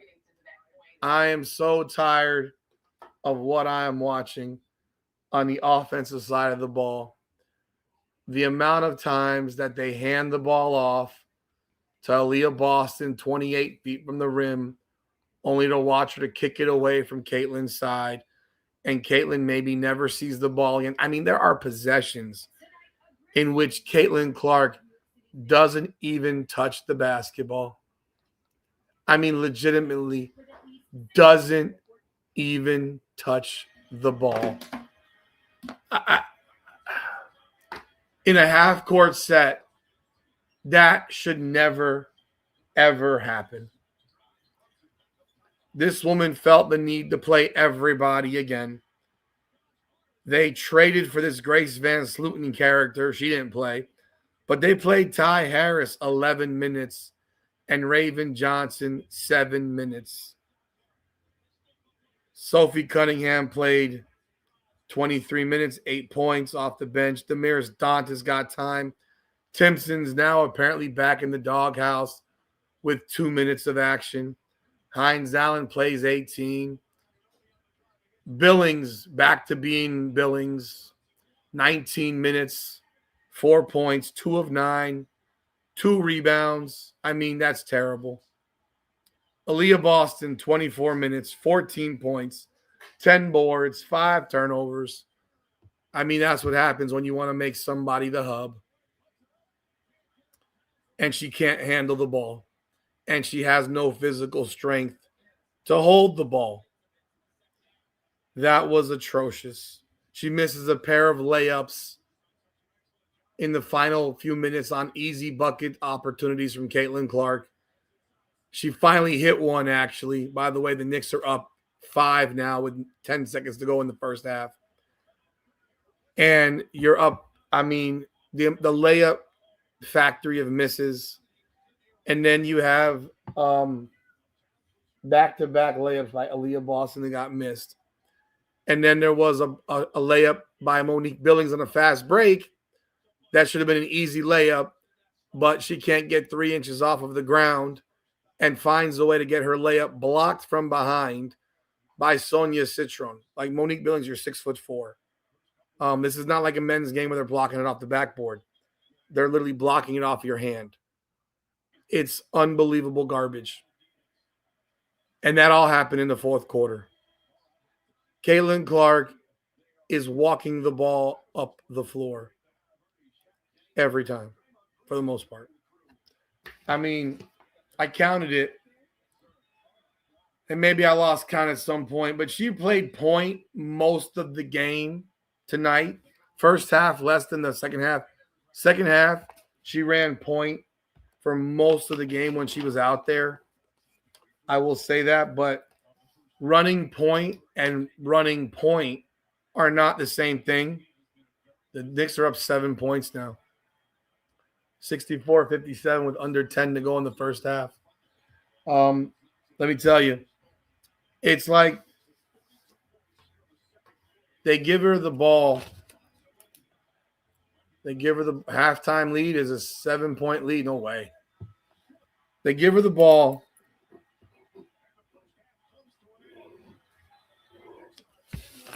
The second she crosses half court, she literally dumps it right to Aaliyah Boston right there, circled. Every time. She just dumps it to her and then runs this way where I have the arrow going. Aaliyah Boston looks the other way, that way. And Caitlin Clark never touches the goddamn ball again for the most part. Or if she does, it's late in the shot clock and it doesn't give her any opportunity to create for anybody. They don't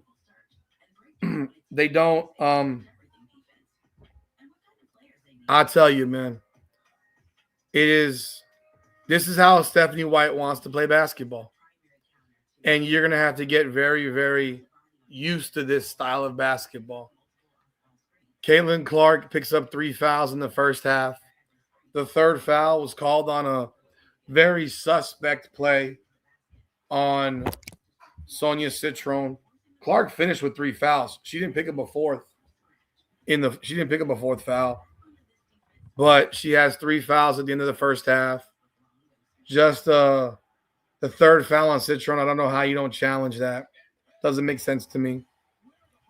Doesn't make sense to me at all. And she looks, I don't even know, she looks almost disinterested at times now. The emotional component of her seems to be dying. The emotional component of her seems to be dying internally. Like, yeah, even at the end, there wasn't the flex, like the flex. Like that was flex time. She really didn't flex on it. You know, she did miss those 2 free throws, which sucked. I mean, 97% free throws shooter missing back-to-back free throws is unheard of. But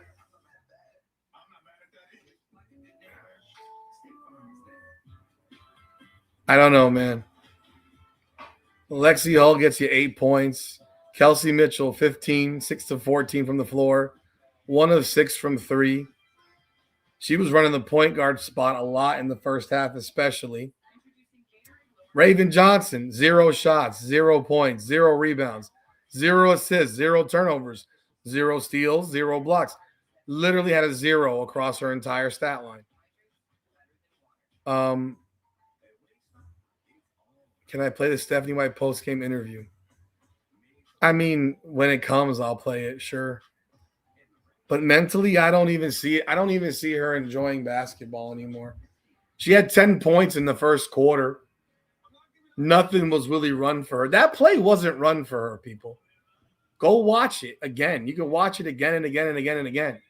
That play was run for Kelsey Mitchell and probably for an entry pass to Aaliyah Boston. Remember, they gave that ball to Aaliyah Boston last game. And Caitlin Clark, remember last game. That last game, she was open on that far side, but I didn't think for a second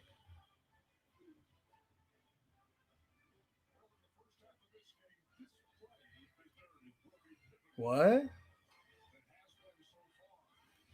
What the hell? Oh, okay. She was open in that last game, but I didn't think that they could get the ball over her. I thought the ball would have been stolen more than likely. And that was against what game was that? What game was that? The Golden State Valkyries. That was the Golden State Valkyries. Let me see if I can find this shot here.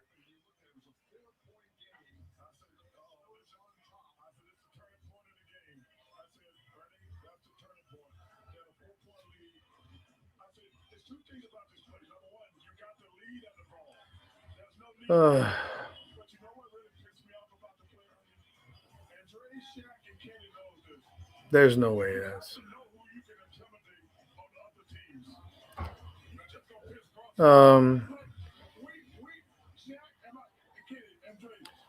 Let me see if I can find this play here, folks.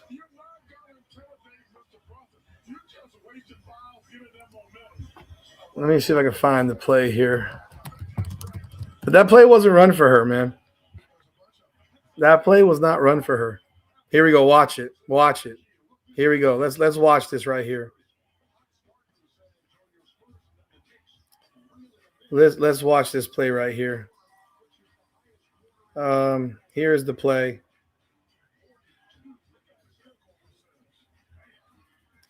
So here's the play right here. All right. You see Kelsey Mitchell coming around the curl. This play is designed for Kelsey Mitchell to either catch the ball here or catch the ball going down with action. Aaliyah Boston's there to set and get up open in the post. And you can watch. Mitchell comes off the. Watch. She didn't even wait for Aaliyah Boston to get ready. I don't know what the hell Cody McMahon was doing. This was a great pass by Sophie Cunningham. This was not run for Caitlin Clark. First of all, I'm going to tell you why it wasn't run for Caitlin Clark. It wasn't run for Caitlin Clark because you're down 1. You're not shooting a 31-footer down 1. Your play setup is not a 31-footer, okay? It ain't a 31-footer. You're looking for Kelsey to curl. She didn't curl enough. And you're looking for Aaliyah to get post position. But Sophie Cunningham said, fuck that. I see Caitlin wide the freaking hell open. I'm not wasting no goddamn time. I'm passing this shit right now. I mean, and I think this is a very, very bad mistake by Cody McMahon. You cannot go for the steal here. You've got to just break down right in front of Caitlin Clark right there and just make her shoot the ball over you. That's a massive, massive mistake. You cannot make that mistake, and it costs you the game. It cost the Mystics the game right there. That's a terrible decision. So like once she's missed it, you're like, Caitlin can, I mean, there's 4.3 seconds. She could take a dribble. She could have taken a couple of dribbles in and shot this ball potentially. But she has the range. She catches it. 3.8. Set up. Boom. Ball game. What a fucking shot. What a shot. But that play was not for Caitlin Clark. Play wasn't for Caitlin Clark. You know, and even if you look at her reaction. He looks like, I mean, like that's it. That's all she did. She smiled. But not for Caitlin. 93% from the free throw line, and then the three-pointer, it's just smooth as silk. That's a nothing reaction for her. She usually would be going, "Rawr!" You know, type of stuff. The Mitchell interview, I mean, that was on TV, so I don't know if I can find the Mitchell post-game interview. Let's see if we can find the post-game interview. Like, I mean, the fact that you're interviewing Kelsey Mitchell post-game after that is insane.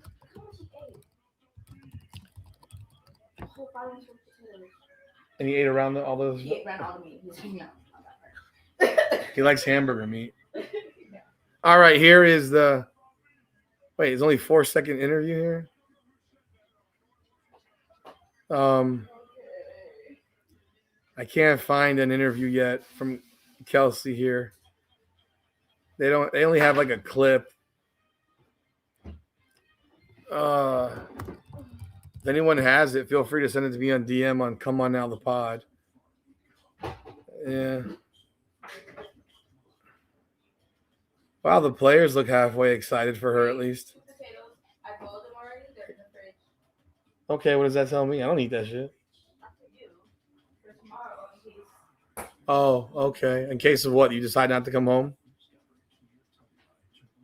What, you decide to go for a party or something? Yeah. So yeah, I think Sophie Cunningham went rogue there. I think she decided to make a decision and make a great pass. I think it was a great pass. And I mean, barely taunt. I mean, it wasn't nothing. It wasn't like a serious taunt. You know. But yeah, I saw the Kelsey Mitchell interview live. I mean, I don't really care. I don't even care what she has to say. I don't even care what she has to say. You know, so here we are right now, and they have it's a big win for this team, and Caitlin Clark hits her first. Would this be her first game winner? Folks, I don't know if y'all, is this her first game winner? Like in the final 3 seconds of a game? I don't remember. I mean, within the WNBA, I know she hit the game tying shot against the Mystics last time, but would this be the first game winner? I can't remember. Obviously, and it happens now, and you know, unbelievable shot. And she's probably the only one that can make that shot, 31-footer. That was a bomb. But again, this game was a dreadful watch. a very slow game, very little tempo to it. I mean, they were walking the ball up the floor the entire game. It is, but every single time Caitlin dribbled the ball up the floor, for the most part, she would dump it off to Aaliyah Boston or Hines Allen, 28 feet from the rim, as the hub, and run the other direction. And literally run the other direction.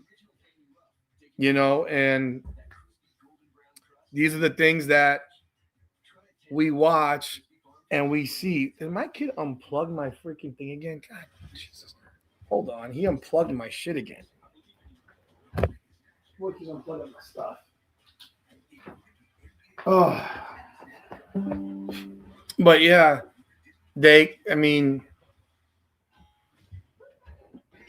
Kiki Irifin goes out of the game with 8 minutes of action. I believe she had a thigh bruise from what it looked like. She only had 2 points. Onion Wary led the Mystics with 17. Austin had 10. She had 5 turnovers herself. Citrone had 12. Tell me again, Sonia Citrone is the number one option. Tell me again. But this was the Georgia Amore game for Washington, particularly in the second half. She hit those 4 threes, and that changed the game. She went 4 for 6, 4 for 4 from 3. Second half, man. And yet she sat on the bench in the final minutes, it looked like, at points. Betts had 8 points off the bench in 12 minutes and never came back in the game in the fourth quarter.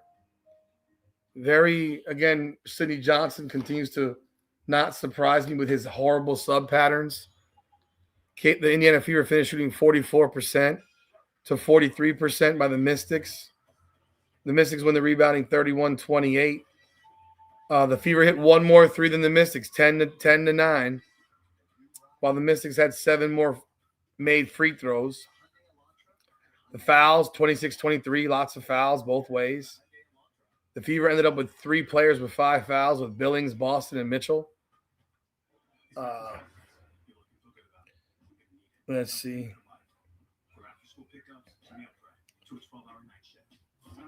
But, this was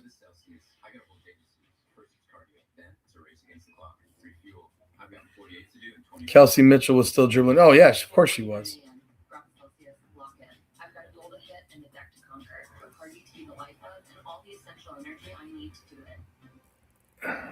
I'm reading some of y'all comments.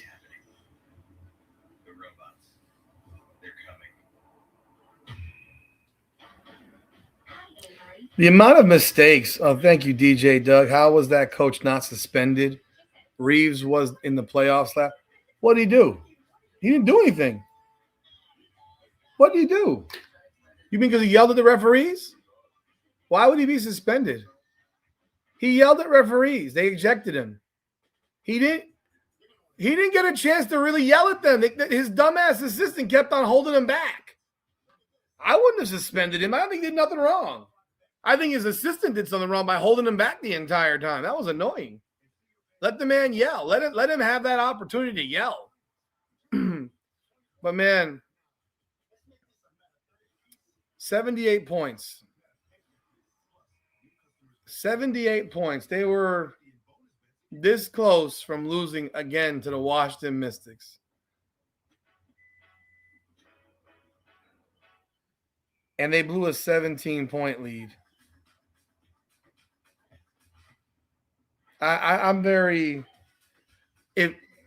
on the same day for which there's an interview with Michael Thompson, with the former LA Laker player who is now the LA commentator, to have that interview come out today and then have Caitlin Clark hit that shot to win the game. Look at Olivia Benson giving hugs to OG Anunoby. Look at her. She's loving herself some OG Anunoby. But looking at that happening today and her having that 30-footer to win it, 31-footer to win it. You know, it's one of those things, man. It's why you love Caitlin Clark, because no one else can make that shot. Nobody else can make that shot. That shot is unbelievable. Like, that's a 31-footer is a bomb. But then you hear him say, you're not letting your superstar, the reason we're watching this shit, you're not letting her be her. And tonight was no different. This game tonight was atrocious. It was an abomination of basketball. Thank you, Baltimore Ravens. I predict this season the locker room will split with some siding with Cece, another with Kelsey Mitchell, Stephanie White. Plays like that open the door for it. Yeah. How did Stephanie White not challenge the third foul on Caitlin? I have no idea. I think Paige will take the shot. I don't think she'll make the shot. I think she would take it, not make it.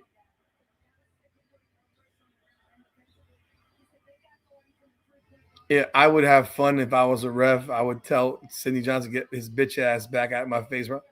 Well, if I was Sidney Johnson, I would have told my coach to get your fucking hands off of me or I'm going to fire your ass, because I'm going to yell at these goddamn referees before I walk into the locker room. To bring out the police there and treat Sidney Johnson like he's some kind of criminal in that game was absolutely outrageous. It made zero sense. Let the man yell. You would never get in between a baseball manager and an umpire unless he's out there for like 10 minutes.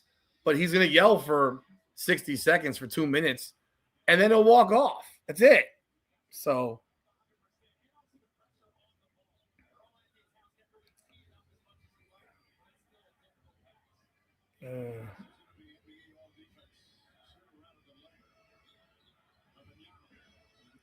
and again, you when you like he mentioned telling Serena Williams to stop serving hard.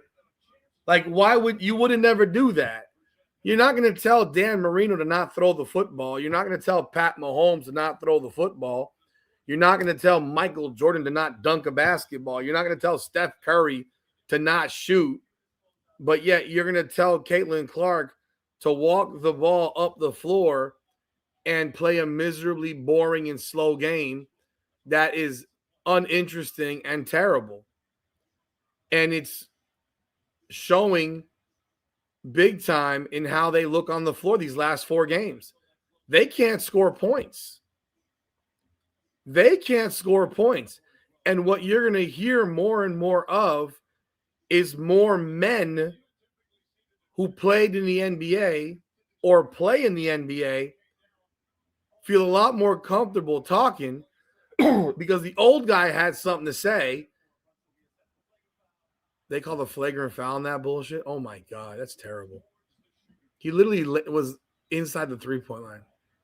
This is terrible. This guy, he had plenty of room to land. It's crazy. And you're gonna have a lot more men open their mouths. Like, remember when Charles Barkley said this stuff? He said stuff, and these women don't want to hear it. You know, these women don't want to hear this shit. They want their league to be their league, and it's never going to be that way.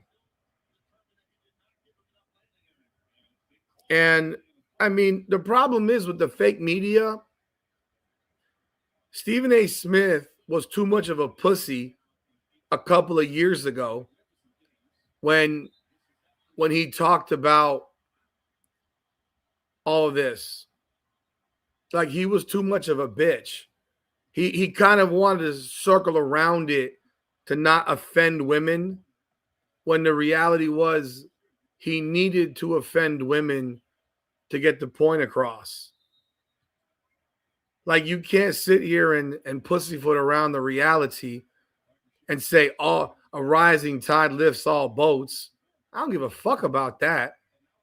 don't sit here and try to convince me that XYZ is a great player and this person's a great player and that person's a great player and Caitlin Clark isn't the most electrifying player in the league and the player that creates more for everybody than anybody in the league. And he was too much of a bitch to do it that way. So he kept on saying when the Olympics were going on and she didn't make the team, he was never saying what he needed to say, which was Caitlin Clark is better than every guard on the roster. And he wouldn't do it. He was too much of a pussy.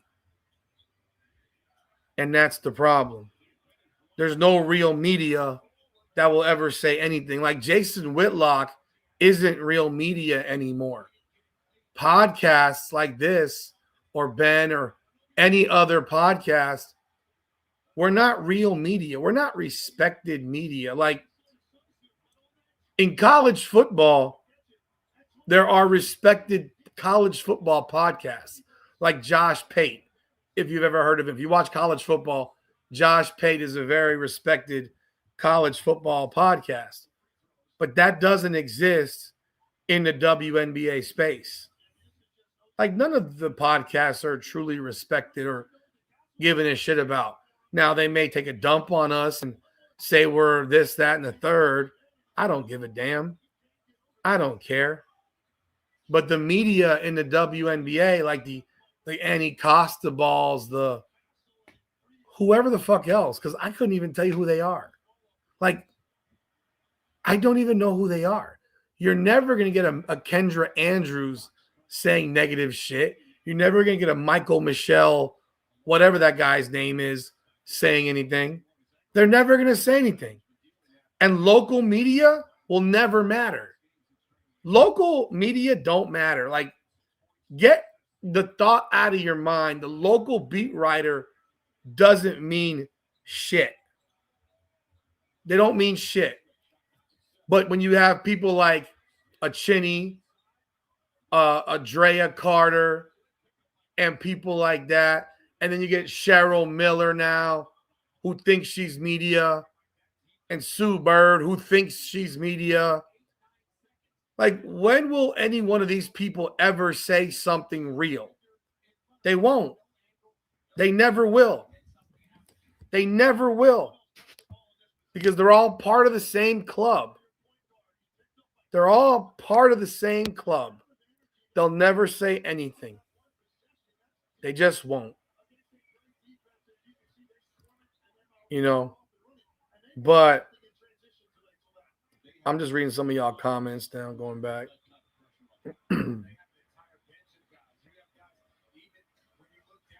The men's players will not slander Caitlin Clark because they know. And that's why men have to step in. Because the former NBA players, even the current NBA players, y'all remember when Lisa Leslie tried to come at Draymond Green and say, y'all should donate money to us? Fuck are you talking about? Donate money to y'all? Are you out of your minds? Donate money to y'all? You must be crazy. You must be crazy.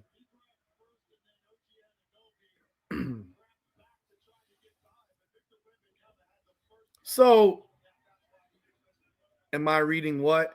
Yo, I can't read comments, honestly. I'm trying to keep a thought, so I'm not really reading the comments right now. I'm trying to read them. If you want me to notice it, throw it in the super chat, and I'll definitely read that, but I can't keep up with 200 comments coming at the same time. I'm sorry. I'm trying to keep my train of thought to continue a show because I know people get mad when I start replying to comments and all that shit. So Leslie was telling Draymond Green to give them money. And Draymond Green is reminding them that they're the biggest supporters of their league, being that the NBA funds their league in part, and their players go to their games when they're in the same city. So they have this they have this entitled mentality as a league, yet a guy like Bill Plaschke calls Caitlin Clark an entitled person when she's the one that brought the economy of the league. She's the one that brought the economy of the league to these players. These players did not matter until Caitlin Clark showed up. They didn't matter. Like, it's become absurd. It's become absurd. It is absurd. All right, we have a press conference. An entire 7 minutes and 18 seconds. Let's bring it up. Shout out to Tony East. I guess he hasn't had his credentials stripped yet. So let's bring this thing up.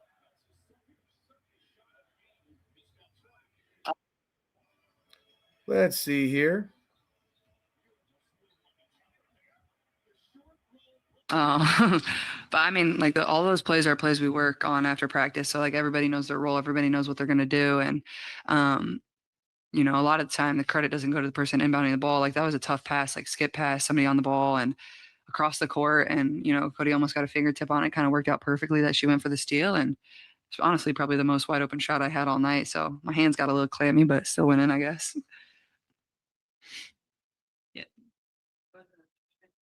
Yeah, just Steph, was that the play you drew up, or how much confidence do you have in Caitlin for that shot? Well, Austin drew up the play. I mean, Austin does a lot of our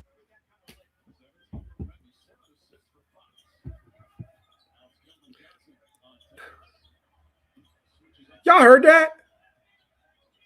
Did y'all hear that? Austin drew up the play. Because I don't draw up plays. I don't draw up plays because I don't know shit about how to draw up plays. into game stuff, and it was what he drew up. You know, we executed it perfectly. You know, I think you see we've been in a lot of those end of game situations, and we've done a really good job of executing in those moments. And we got the shot, and C stepped up and made a hell of a shot. Notice she didn't say if that was actually what they drew up for Caitlin Clark, or they didn't say the truth, because that skip pass is a hard pass to make. That was not for Caitlin. She was the second or third option. Caitlin, that I think is your first buzzer beater to win a game in the WNBA, which you're kind of known for from college. Mm-hmm. How important was it, and maybe also Steph for you as well, to have that go and not lose that game after having such a huge lead? Yeah, I mean, I think like you always like think about ways you want to get better. And, you know, we certainly crumbled a little bit, and, you know, we would have liked to definitely have played the third a little bit better and not let them beat back in the game. But this is a hard league to play in, and you take a win in whatever way you can get it. And when we go down the line here, and nobody's going to look back and be like, oh, well, the Fever probably should have lost this game but made a buzzer beater. No, it's a W. Like, it's a win for us. So, you know, we're happy about that. But also, like, you go back and look at everything and find a way to improve, and certainly improve our defense the best we can. But, yeah. Yeah, I mean, look, it's about finding ways, you know, and we found a way, and get a couple of defensive stops, you know, a couple of buckets. You know, I thought, you know, when we had the loose ball that Shakira got, and C found Kelsey, and somehow she found her balance and made the layup. I mean, those are all winning plays, and it is a hard league. And Washington. Did she really just do that? Did y'all hear that? Did she really just give Kelsey Mitchell credit for making a left-handed layup and say she found her balance? Like, she went out of her way to credit Kelsey Mitchell for making a layup and finding her balance to make a layup. Wow. Talking about a layup. The girl to your right just hit a 31-footer to win it. Washington is a team that just keeps coming at you. And they're a resilient group. They kept coming at us. It wasn't perfect. It's not going to be, but finding a way is important. And this group grew tonight. Coach, what can a signature CC moment like this do to sort of just quiet the noise and give you guys a ton of momentum? I don't know that the noise is ever going to be quiet. This is what Caitlin does.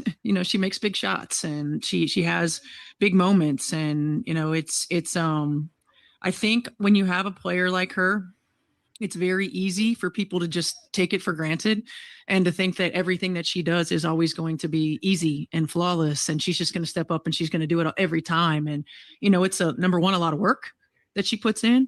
Number two, like it's been a rough go over the last, I don't know, 18 to 24 months for her, and so she's finding her way.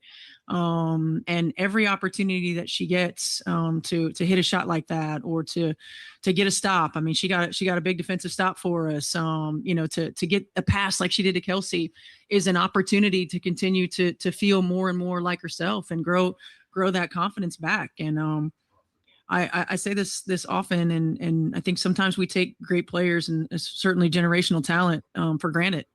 And what she did was incredible for us. She's going to have many more moments like that. I know she is. And we needed this one tonight. And then Caitlin, was it hard to stay in a rhythm when you were sitting out most of the second quarter? Yeah, I mean, no player ever wants to be in foul trouble. Like, I think it's just like a mental challenge more than anything, especially like I started the first quarter really well and then kind of got in a little bit of foul trouble. But, thought my teammates did a really great job there in the second quarter, like built us a lead, got stops. I think they only had 29 points or something like that at halftime. I'm not really sure, but maybe I'm wrong. No, I'm right. Good memory. But, I think you just find a way to keep battling and keep persevering. And, not everything in the second half was perfect either, but just kind of keep pushing through and, try to make plays when it matters down the stretch. Steph Leah had some big moments in that fourth quarter. What did you see from her, and especially doing it all with 5 fouls as well? Growth.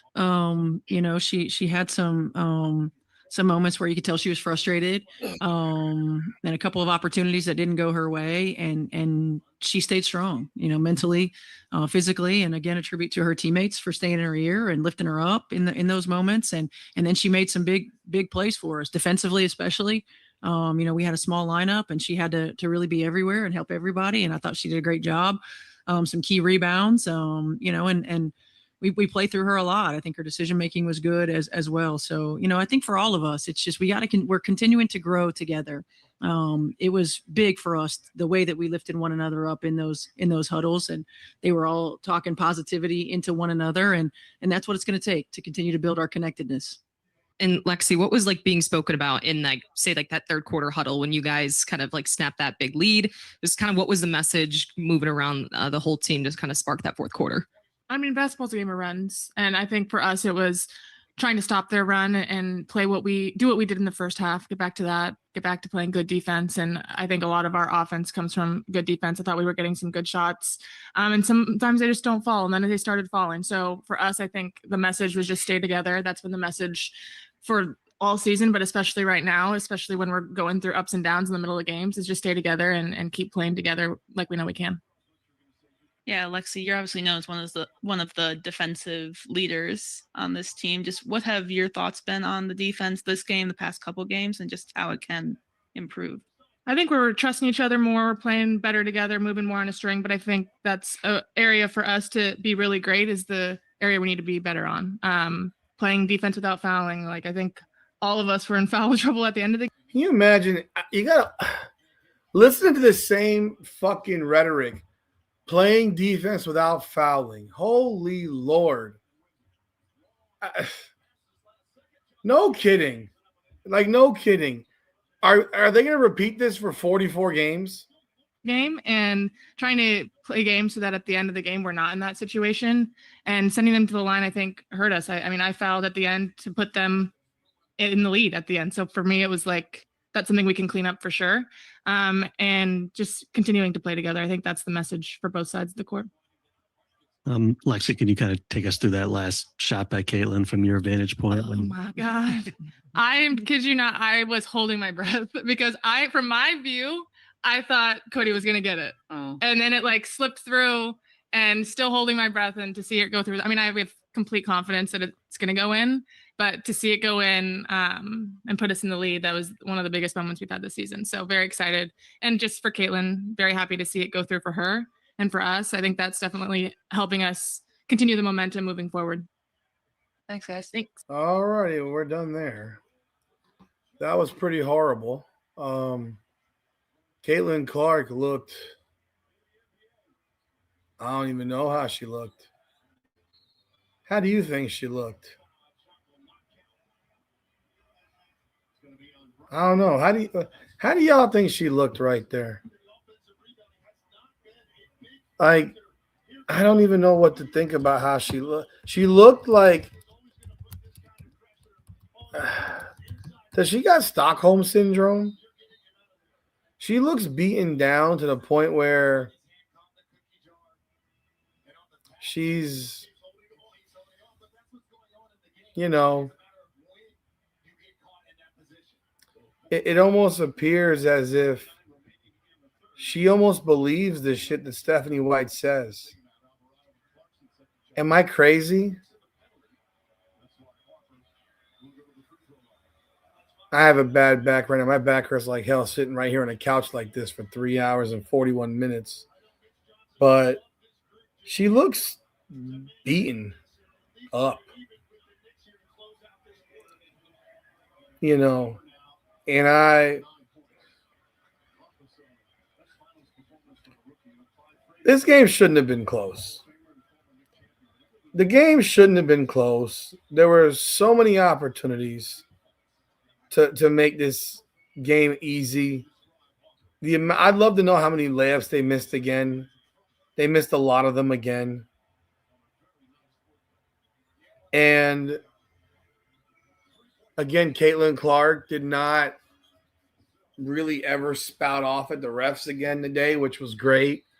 Like, I appreciate that every time because I think that shows personal growth. And people can disagree with that or not, but I think when you start to just recognize that the mental the temper tantrums are not helping you, and she hasn't done them the last 2 games, I think that shows growth. I appreciate that. We got enough delays of these games with these stupid, reviews. I don't want to see any more. I don't want to see that shit, and I'm glad she didn't do it. But this shit, you're walking the ball up the floor, you're running this ridiculous offense. I genuinely hope that other men jump on board and remind people that Caitlin Clark is her. Caitlin Clark is that player who made us all turn the television set on. Caitlin Clark is that player who got you to tune into the WNBA. Because realistically, without her, none of us would really give a shit. I know I wouldn't give a shit. And they seem to forget that she's the only reason that we give a shit. I think she realized that it doesn't matter. She complains. I think you've seen more calls go her way on the ball offensively. There were Michaela Onyenwere had 5 fouls. They were foulish. There were people committing fouls. She got a good 4 or 5, 6 fouls called on her just dribbling the basketball. And you're going to get those more when you're just playing ball and not having a tantrum after every time you get fouled. So I like it. I like it. It's not 8 seconds in women's basketball. It's 10 seconds. So there's no 8-second violation. I'm pretty sure it's 10-second violation. WNBA 10-second rule. Oh, they have 8 seconds now. I thought they did 10. Oh, wow. Okay. So it's 8 seconds. I didn't know. I thought women still did 10. So they have an 8-second violation. I mean, I would love Yeah, it's 8. I confirmed it. It is 8. I thought it was 10. I would love, I'd love to see her push the tempo, but she's doing what she's being told to do. I mean, realistically, she is doing what she's. By the way, the violation is not at 8; it's at 9. Just so you know, the violation comes at 9, and it's not by the seconds of the shot clock. It's this. It's hands. They're not looking at the clock; they're counting. So it could be 9, it could be 8, it could be 7. So if you ever noticed that on the out of bounds play, you never really know what the true count is because it's not based on seconds. It's based on an actual count, which is supposedly accurate, but you really don't know how accurate it truly is. Oh, man. What the fuck are you doing, Alvarado? Shit. The Knicks are down 3 with 2:45 to go in the third. But look, man, that shot she hit, unreal. Unreal shot. Unreal shot. And when do they come back to play? I don't even know when their next game is. The Fever return to the court on Thursday against the Sky. The Sky are scuffling big time. They can't rebound a lick. That game is back in Indiana. They cannot rebound a lick. Like, their rebounding is so bad that Skylar Diggins went scorched earth yesterday. They've been out rebounded by pretty much everybody. The Mystics come back on Friday against the Tempo at home. Curious to know about Kiki Irifin's injury, if she'll be out for any period of time. Love to see Lauren Betts play some minutes, but I've given up on that at this point. I've given up on that. And hey, listen, if there are people that are viewing this live or at any point watching after the fact, if you have interest in being part of the unfiltered brand of podcasts, I open the floor to you. If you live in San Francisco, LA, Phoenix, Dallas, Minnesota, New York, Connecticut. Oh, they're gone, so forget them. Atlanta, Portland, whatever the teams are, or even if you don't, if you're interested in podcasting, I open it up to you to podcast run one of these channels, and we will have some type of agreement.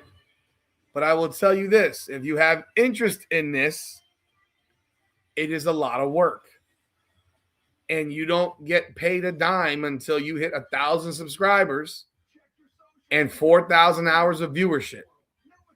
So it takes time, but I will be providing for everything. Every video on one of these podcasts will be collaborated with the main podcast so that it grows more quickly to create revenue stream for you, and we will talk about it. So if you are interested, you can send me a DM, Come On Now the Pod on X, or send me an email at info@comeonnowpodcast.com, and we can talk about it, because I am moving in that direction. I will continue to handle the Caitlin Clark version and the Mystics version, and wherever Caitlin Clark ends up, that will be mine. So, oh man, this game was bad to watch. They won the game. They pulled it out. They continue to not score points, and we can only see where it goes from here, man. But I don't have a whole lot left in me on this one. I am tired. I want to watch this NBA Finals game, and I will see y'all tomorrow, man. Today is Tuesday, right? No, today's Monday. I don't know what day it is, but we'll have more content up. Don't worry. I do appreciate everyone jumping on board once again, as always. If you haven't done so yet, hit the like and subscribe buttons for all the channels, and definitely like the video. I will have a shorter abridged recap recording that I'm going to do next, and I will post that. But definitely check it out. I appreciate it. I thank y'all. That's all for this one, man. Until the next. Indiana Fever 78-76 winners over the Washington Mystics. Washington Mystics fight back from 17 points down, but make a major mistake in the end with Cody McMahon going for a steal and Caitlin Clark hitting a dagger. But hey, that's it for now. Appreciate y'all. This is Come On Now, the podcast. Come on now.